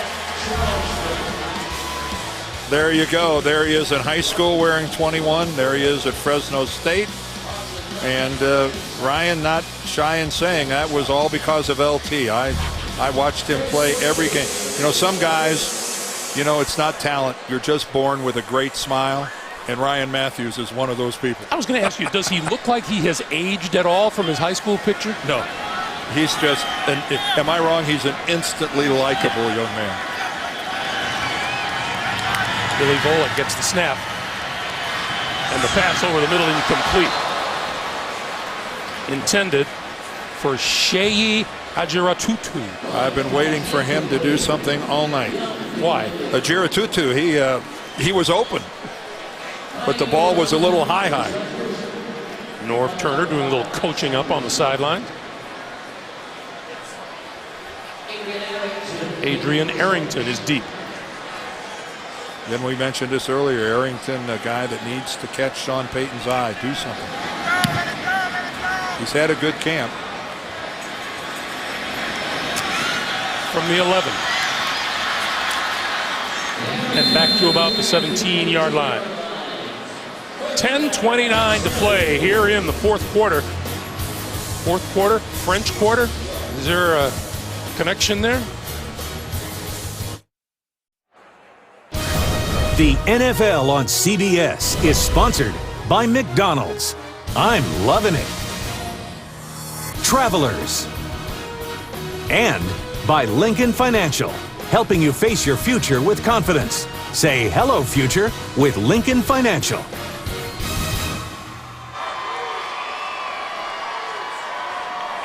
Back in the Louisiana Superdome. The locals are happy. Their club on top. 20-14. Just about 10.5 minutes to play here in the fourth quarter. And Ramsey. And a whistle blows and a penalty marker flies. Ball start, offense, number 63. 5-yard penalty, it's first down. So we'll back it up and try it again.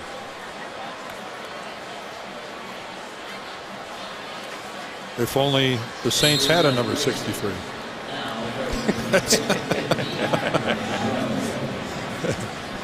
Ed Hockley a little confused as well.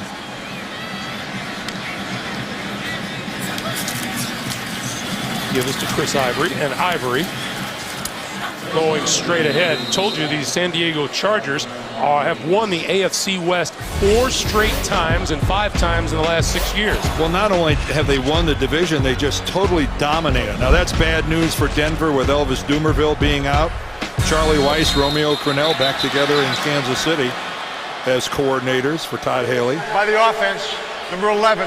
Snapped the ball before the official was in place. And 5-yard penalty. It's still second there down. There is that little wrinkle again with the umpire not being back from having spotted the football. Well, that's the second time we've seen it tonight.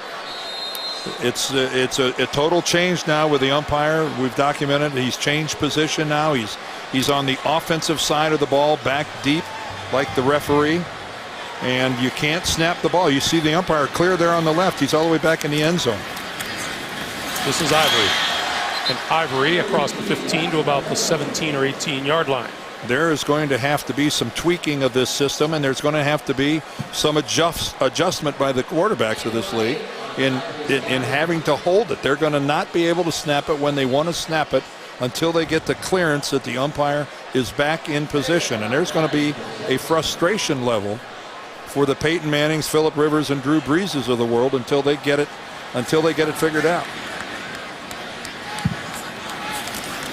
On 3rd and 9, the give is to Ladell Betts, and Betts with a little running room out to the 25-yard line, going to be about 2 yards short of a first down. You know, we were looking at the AFC West, a division that the Chargers have just owned. You know, in the last 4 years, they've been 20-4 in that division. And that's just not eking out a division championship every now and then. That's not even giving the other guys a sniff. That's total domination.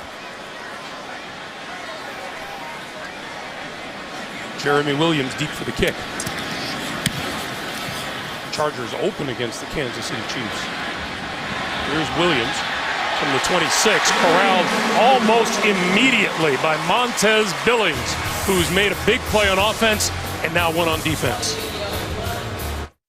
What I get a big kick out of it every year. I find myself sometimes just, I end up at a park watching some kids play football, but when sometimes in some of the stadia around the league there'll be, a couple JFL games or something like that going on before kickoff, maybe like 2 hours before the game when we get here early.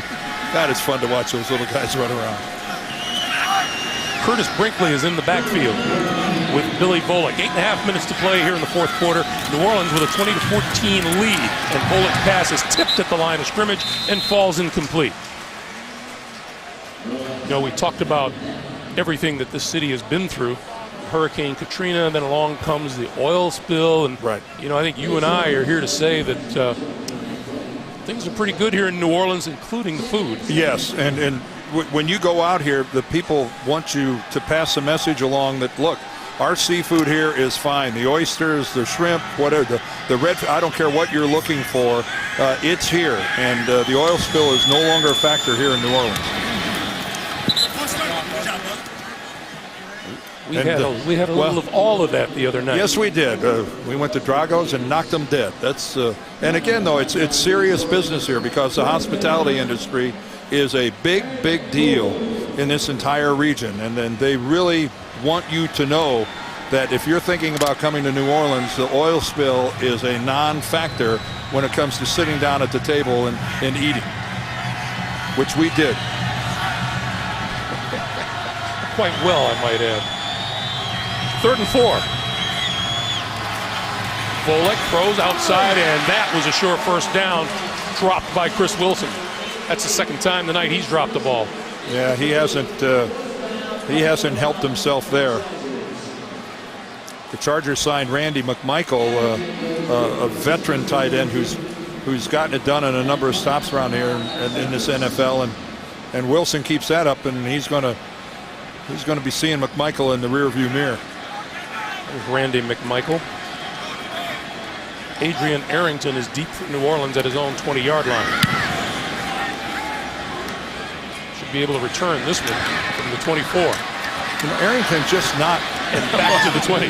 He's a big, tall guy at 6'3". He's just not a. He just doesn't look like a punt returner.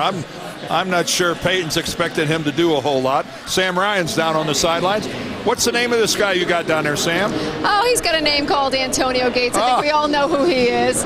I know this is a lot about fine-tuning and refining the third game of the preseason. What was your assessment of what you guys were able to accomplish out there today, the ones? Well, I think we came off to a very good start. It was good to get out and go against another team. But it's just, it's time for us to get some film and get some improvement. But that's what the preseason is about, coming out here, making corrections, just to get ready for the regular season. Antonio, you have called this the finest group of tight ends that you have played with the addition of McMichael and the emergence of Wilson. What kind of versatility do they show? Well, with the acquisition with McMichael, he brings that leadership, that veteran leadership that we needed. And Chris Wilson obviously, kind of loud. Chris Wilson obviously is a guy who's been playing a lot. Let's go to Greg for the play. Well, while Antonio Gates is talking about refining and watching film, Chris Ivory just made a huge vote for himself on making this team. Well, I talked about Chris Ivory in the first half, pretty much saying he's made the team. Well, this is dotting the I and crossing the T. Look at his power, his elusiveness, and then his speed. Now, it's not every day a running back gets to demonstrate all those in the same run. But he runs over guys, he stiff arms them, he eludes them by being shifty, and then he shows great open field speed. A little bit of everything, and all of it good from Chris Ivory. 76 yards. Sean Payton, the other day when we're talking to him, he just couldn't go on and on. He couldn't stop talking about Chris Ivory. That's sweet. That's sweet, buddy. Boy, once he got out there, he turned on the Jets. And that stiff arm, man, he just... And Patrick Ramsey says, hey, that's a touchdown pass for me. Yeah, I had a part of that. Well, that was special by Ramsey. I mean, by Ivory, rather. Ramsey delivered a short little pass, and Chris Ivory did the rest. How about the New Orleans Saints? 481 total yards of offense, and they're going to go for 2 here. Liddell Betts in the backfield behind Ramsey, who will throw toward the corner of the end zone, incomplete. Courtney Roby, the intended receiver, will take a timeout. 26-14, Saints. Meanwhile, here in New Orleans, the parties start early and often. Boy, it's hard to believe the U.S. Open is upon us already. This is a busy couple weeks in New York. 7:18 remaining here in the fourth quarter. Sean Bray McNeil is deep for San Diego.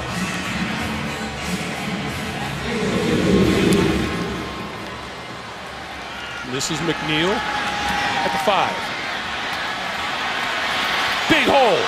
And here goes McNeil, 45 and out of bounds at midfield. Run out of bounds by the kicker, Garrett Hartley.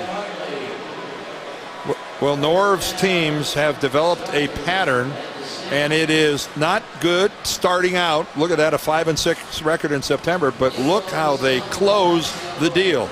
December and January, this is regular season only now, mind you, 14-0. And have you noticed, Dan, that at the beginning of almost every season, there are questions about Norv Turner's coaching ability, and by the end of the regular season, those questions have gone by the wayside. Right, but this is a team, though, they can't afford another stumble like they had last year, getting upset by the Jets at home.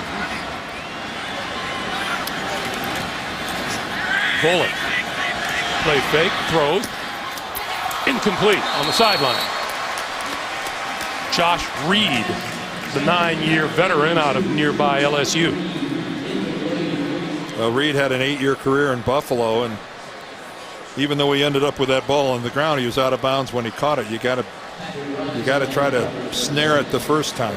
We were speaking of the tight end Randy McMichael out of Georgia. He is in the lineup as well. Even without Vincent Jackson and even without Marcus McNeil, lots of talent. This is Brinkley. And Brinkley down at the Saint 48 or 49 yard line. You know, you stop and think about how many teams in the league could you subtract their Pro Bowl left tackle and subtract their leading wide receiver. Antonio Gates is their leading receiver, but their leading wide receiver, Vincent Jackson, had 9 touchdowns and 68 receptions. How many teams can you subtract that much talent from and still have them operate at a high level as do the Chargers? Not many, if any. Their ones look pretty good here tonight. Bullock overthrows his intended receiver, Buster Davis, on the sideline. And it'll be 4th and 10, and the Chargers will kick it away. 6:19 to play in the fourth.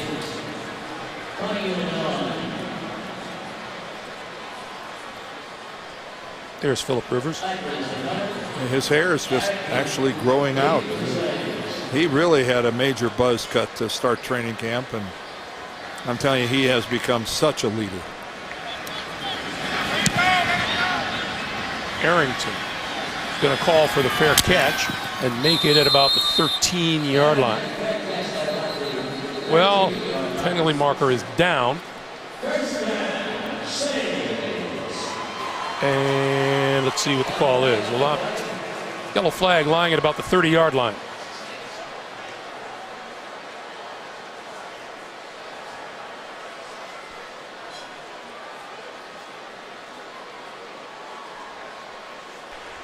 During the punt, holding by the receiving team, number 21.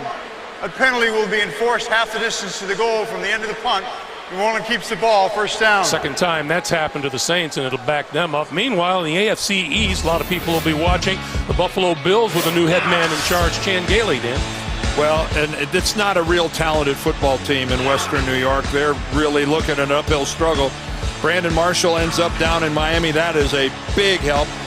I'm stunned that Wes Welker is back playing already for New England. And, of course, Darrelle Revis is still holding out, but the Jets with so many additions.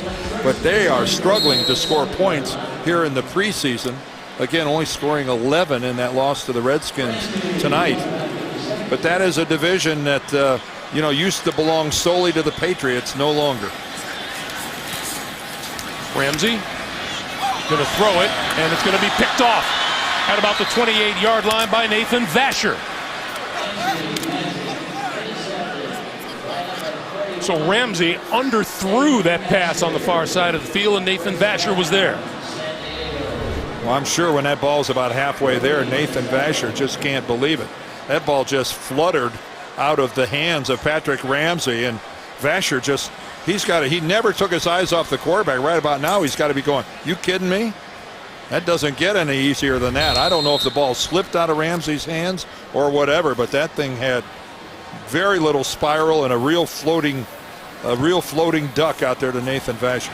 So Volek now in business at the 23-yard line. A little pump fake and throwing, and a penalty marker flies as the ball falls incomplete.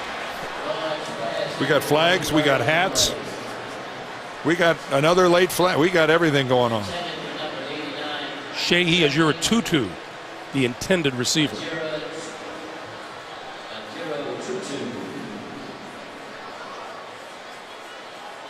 There were 2 fouls by the defense on the play, both by number 24.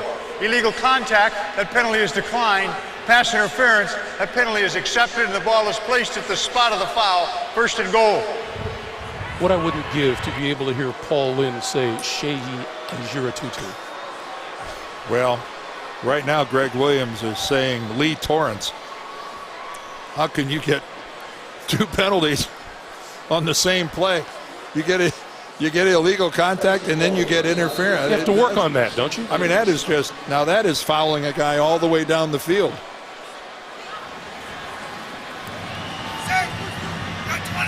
Brinkley in the backfield, first and goal. The pass complete inside the 5, and diving for the end zone is Billy Latsko, and he comes up a yard short. Well, that's a fullback mentality here, Latsko, when he catches his ball. Watch this. Here I come. Boom. That's just, look at it, keeping the pad level low. Latsko did a good job of reaching for the goal line. Well, he's an Urban Meyer guy from Florida. He's had some experience getting in the end zone. And straight ahead, and no call yet at the goal line. Chargers think it's a touchdown, and now the officials do too. Billy Volek gets the touchdown, and the Chargers creep a little bit closer with 5:44 to play. Well, this is a case where Volek, I wonder if he doesn't just give that signal to the center and call for the ball and sneak it on his own when he senses the defense isn't ready, because he's got the ball and is moving forward, and most of his offensive line are still in their stands.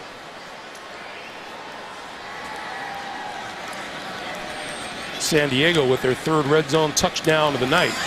Kading's extra point is good, and New Orleans now leads it by a score of 26-21. And you know, the starters played well into the 3rd quarter here tonight. They played most of the 3rd quarter, and it was an aerial show between Drew Brees and Phillip Rivers, especially the first half. It was 17-14 at halftime, both of them putting together long drives, and the defense is normally ahead of the offense in training camp, and I'd say with these 2 teams, their offenses are up to speed. They look like they're ready to start the openers. Rivers threw for 167 yards and a touchdown. Drew Brees threw for 240 yards and 2 TDs. And it was not a turnover plagued game. And I said what was amazing about New Orleans, look at those drives. They had 5 drives of 69 yards or more. They had horrible field position the entire first 3 quarters of this game, and yet they continued to put together long drives. That is very satisfying to an offense and to the coaching staff. Drew Brees with Chase Daniel, one of the backup quarterbacks. Montez Billings is going to go deep for the Saints, who are expecting the onside kick. Looking at Chase Daniel and Drew Brees, they're a couple of Texas kids. Drew from Austin, Chase Daniels from the Dallas area. A little early for an onside kick, 5:44 to play. Dan? Hey, it's a preseason game. You work on these things. Anything goes. Or you not work on it. This is Billy from the 9. And goes down at the 16-yard line. Let's recap this game. Well, we talked about there being a lot of scoring. It was an opening San Diego drive. It ended up with Jacob Hester banging it into the end zone. And then Drew Brees came right back. That jump ball went right to Devery Henderson. Then he comes back and hits Robert Meacham on the slant. Rivers counters. Malcolm Floyd wide open. And then this run by Chris Ivory. This was just recently, and this was something special. And then San Diego puts together a nice long drive of their own, and Billy Volek finishes it off with the quarterback sneak. Ramsey going to throw from deep in his territory and got him inside or just outside the 40-yard line. Tyler Lorenzen, first-year receiver out of Connecticut. Well, you know, Patrick Ramsey wants a chance to show that he can put a little more of a spiral on the football than he did with that interception. A little hurry-up offense by the Saints here. The give to Deshaun Wynn. And you saw those stats. The Saints now have over 500 yards of offense in this game. Now, preseason game or not, Norv Turner and his defensive coordinator, Ron Rivera, they are not going to be happy about getting tattooed for 500 yards. Preseason or not, that's unacceptable. On 2nd and 6, Ramsey. That's complete to Roby, and Roby across midfield inside the 45 to the 44. That's a first down for New Orleans. There is so much pride on this offensive unit of the Saints. Yeah, there ought to be pride. You're the defending champions. You all got Super Bowl rings and everything else. But Drew Brees and Sean Payton have raised the bar so high on the way they expect the players to practice, on the expectations of the way you prepare, both mentally and physically. This team is clicking and clicking big. Here's Roby. Roby grabbed by the rookie Darryl Stuckey, 4th-round draft pick out of Kansas. And that one stings Roby a little bit, and he's going to walk off to the sideline. You know, the Saints have done everything they can do in terms of trying to prepare themselves to defend, talking to those that have tried and failed before.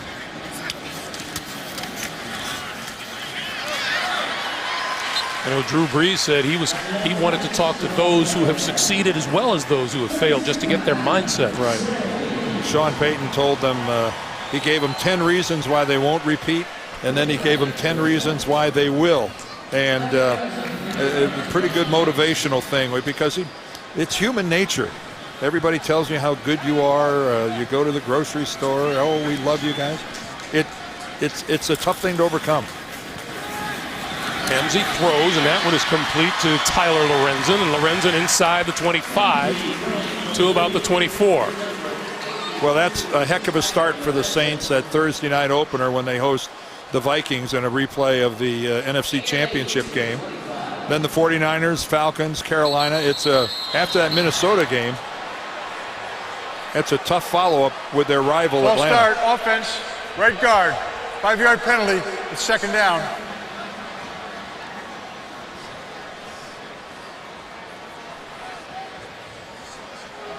I remember asking Will Smith, the talented defensive end for the Saints, what he thought about Brett Favre signing. He said, hey, I'm glad he signed. It makes it a bigger game. He said he actually goes, more people will watch. Well, boy, you're kind of a It's nice of you to be worried about the networks. Quick slant. That's complete and down to the 20-yard line to Montez Billings.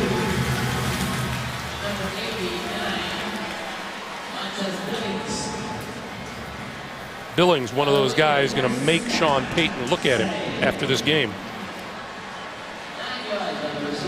We talked about that. That's all Sean Payton. You know, the way you do it as a youngster is you make it on special teams. You make it by saying, I can cover punts, I can return, I can block people on kickoff returns and punt returns. That's how you find a home. Ramsey going to the end zone, incomplete. Oh, that's good coverage by Vasher. That's really good coverage by Nathan Vasher. You know, he's probably going, what am I still doing in here being a seventh-year guy? But he's fighting for a spot. You notice how he never loses sight of the football. Never turned his head, never lost track of the football. Even so, he came up about 2 inches short. That could have been caught. It would have been spectacular, but it could have happened. Ramsey up to 191 yards throwing here in the second half. 2nd and 10. Deshaun Wynn brought down by Derry Beckwith, and that'll bring us up to 2 minutes to play. 2 minutes remaining here in the Superdome. 5-point lead for the Saints. Welcome back, everyone. 3rd and 7, 2 minutes to play. The Saints at the San Diego 17-yard line. And Liddell Betts in the backfield behind Patrick Ramsey. Ramsey going to throw. Good protection. Rolling, throws it away. Well, this has been an offensive clinic being put on by the Saints. I mean, seriously now, 553 total yards. Preseason game, regular season game, postseason, that's a lot of yards. That is a ton. That man there has the magic touch on offense.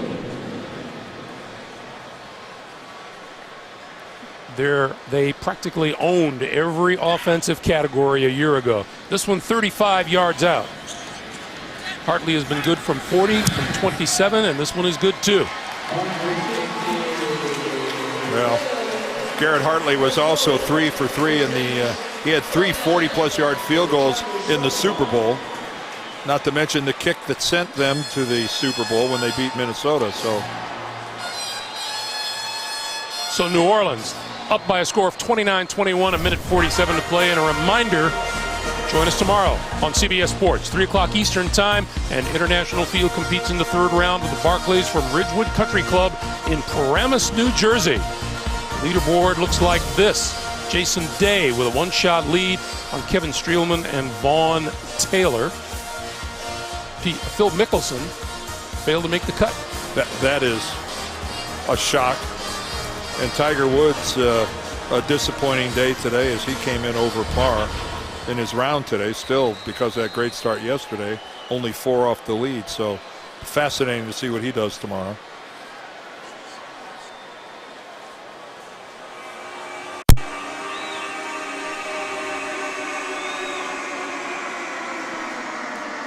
Sean Bray McNeil is deep. There he is, number 40 at the goal line.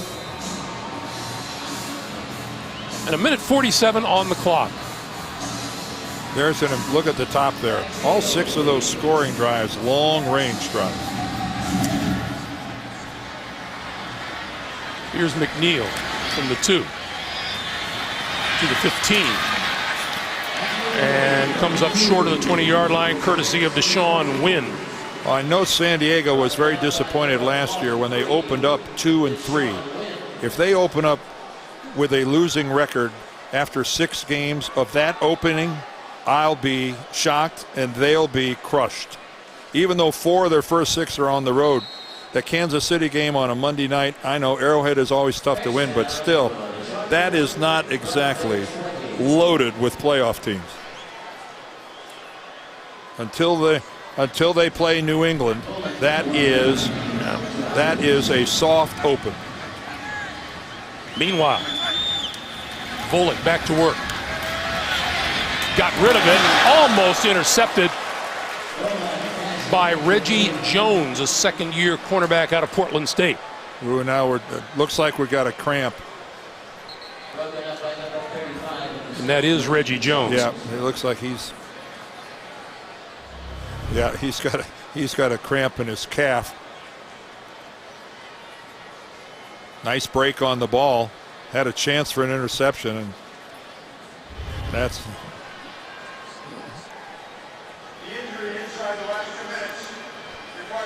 Charged in New Orleans. That's their third and final timeout. So the Saints are out of timeouts. San Diego with 3 remaining and still looking to pull even in this game. There are some terrific ball games coming your way here on CBS. Cincy, New England, Week 1. Miami, Minnesota. Dan, you and I'll be there for that one. Yes, we will. That is a good start. New England Jets. The Cowboys are going to entertain the Titans. Vince Young goes back to Texas. That ought to be fun. And then New England again having to make the trip to the West Coast. We'll be in London for that Denver-San Francisco tilt. Hello, Lobby. You can hail me a cab. 2nd and 10. Bullock got rid of it and completes it over the middle to McNeil. And McNeil is dragged down. We're under a minute and a half to play. Ryan Matthews. Big things expected by him and of him. Well, he's got a nice package. He's got the nice combination of he's got speed, he's really got power, and he's not afraid to get in there and mix it up. He is not afraid to take on a defender, run him over if he has to. He can be elusive. And, you know, he had hardly any receptions at Fresno State, but we saw a couple times tonight out in space. He's not all that adverse to getting out there, setting up a screen, and, you know, hopefully he's able to come close to what LT delivered to them over the years. That's part of the game that North Turner said he has to work on, because he said got a little tendency to run before he catches the ball. He gets so little, he's a little hyper. I'd rather have that than a guy that falls asleep in meetings. 3rd and 9 for Bullock and the Chargers. Quick pass, a little behind the intended receiver, Ajira Tutu. Yeah, that was well behind Ajira Tutu. He really didn't have a chance on that. By the way, Norv referring to him, just called him Tutu. Yeah, he did call it. Yeah, a coach can take the easy way out. We're not afforded that luxury. You got a feeling it was either that or 89. That's 4th down for Bullock. That's what Buddy Ryan would have called him. 89. And for years. 4th down. Chargers trying to stay alive. And that pass is complete. And reaching for the 1st down is number 86, Jeremy Williams. Well, Williams, and that must have been fun for him as he played his college football at Tulane.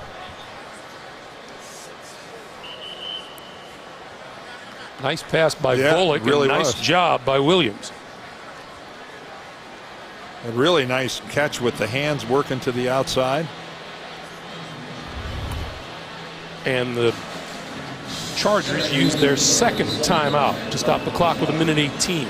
Well, if this was a regular season game, there'd be a lot of urgency here in the sense that, 8 points would tie this up, a touchdown and a 2-point conversion. Drew Brees is going, they wouldn't do that, would they?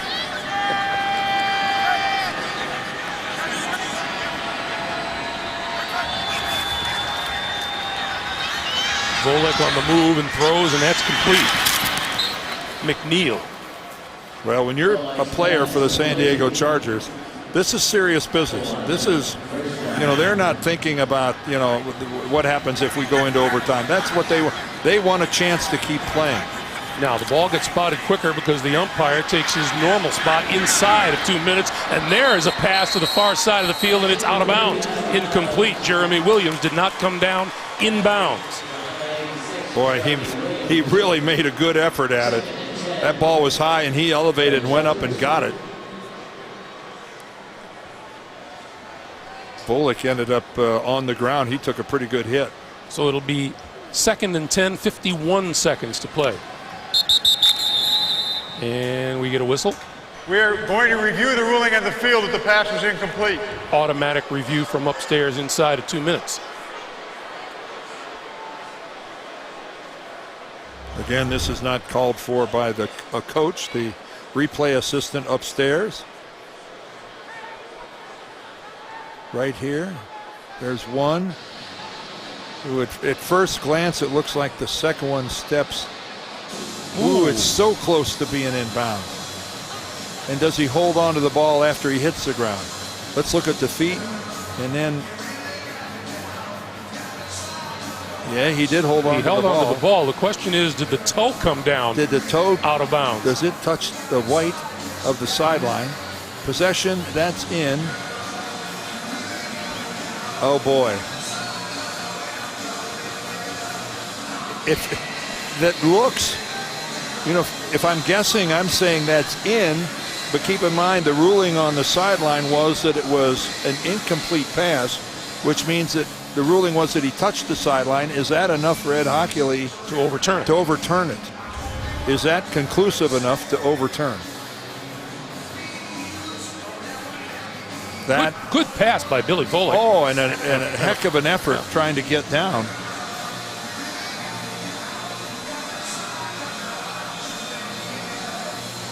If it's complete, the Chargers are in business at the New Orleans 30. If it's incomplete, they're all the way back to their own 43.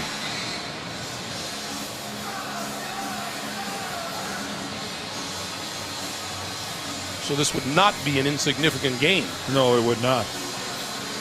That's a tough call for Ed Hockley. It looked, by the replay that we saw, it looked like he had his foot, it looked like it was in bounds. Is that enough to overturn? Here's Ed. His sideline judge. The ruling on made the call. field stands as called. The pass was incomplete. Well, that's, again, the letter of the law is that the referee had to see evidence that was absolutely conclusive that foot was in, and I think we would probably all agree that that was not absolutely conclusive. So the ball goes back to the 43-yard line of the Chargers, and it is 2nd and 10.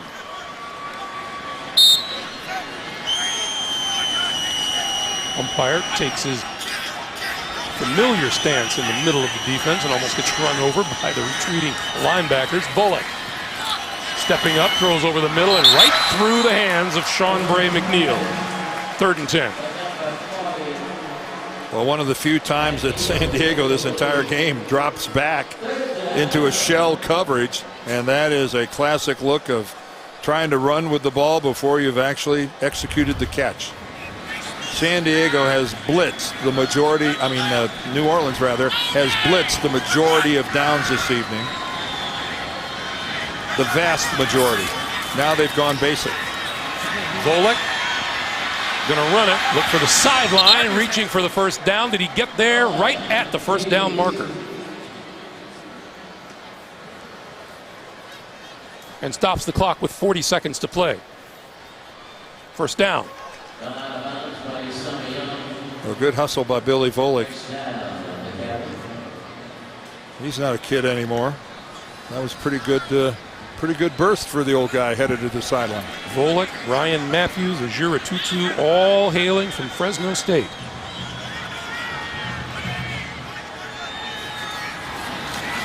Little pump fake, throws, nice pass inside the 30-yard line and completes it to Ojira Tutu. You can see Volek signaling to, he's just going to stop the clock. With 23 seconds. San Diego still has one timeout remaining. Volek with the little pump fake. Well, that is a good job getting around Torrance. Torrance seemed mesmerized by him just putting that. That was almost like a defensive end using that swat and the arm over move to get clearance. 23 seconds to play. 2nd and 10. High snap, Volek controls it. Throws, overthrew and intercepted. Picked picked off by Lee Torrance, and Torrance up the sideline, and he is going to go.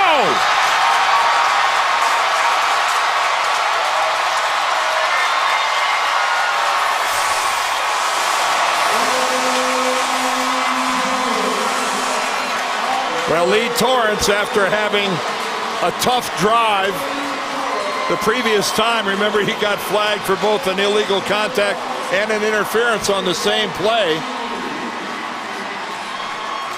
That's there's some measure of redemption.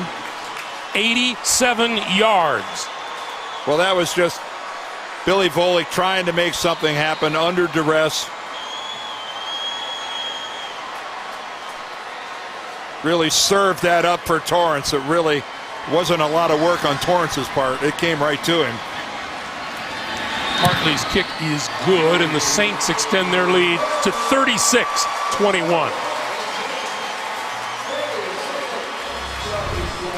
Here's Billy Volek trying to buy some time, but he just kind of wrist flicks it out there. It sails on him, and that goes right to Torrance. And then that's nothing but a burst down the sidelines. So there's something that last year we saw with a great deal of regularity. 8 times, as a matter of fact, last year, the Saints defense scored a touchdown. And that is something that they preach. That is something they work on. And no defense in the NFL was better at it last year than the New Orleans Saints.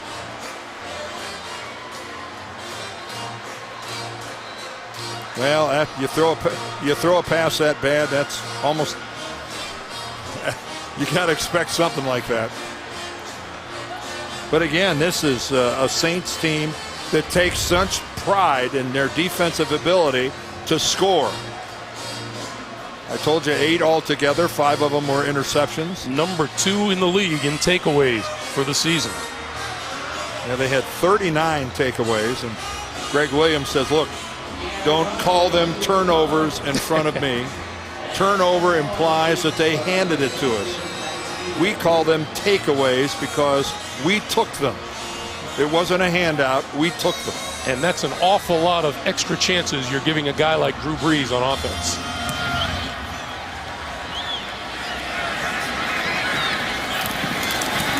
Loose football and fallen on by the Saints. Fallen on by the Saints. Deshaun Wynn with 5 seconds to play. It'll be New Orleans football, and 1 snap will end this contest. Not quite sure what the Chargers were doing there. Kind of mesmerized by the ball spinning downfield. You know, the last time I checked, a kickoff is a free ball. It behooves you to cover it.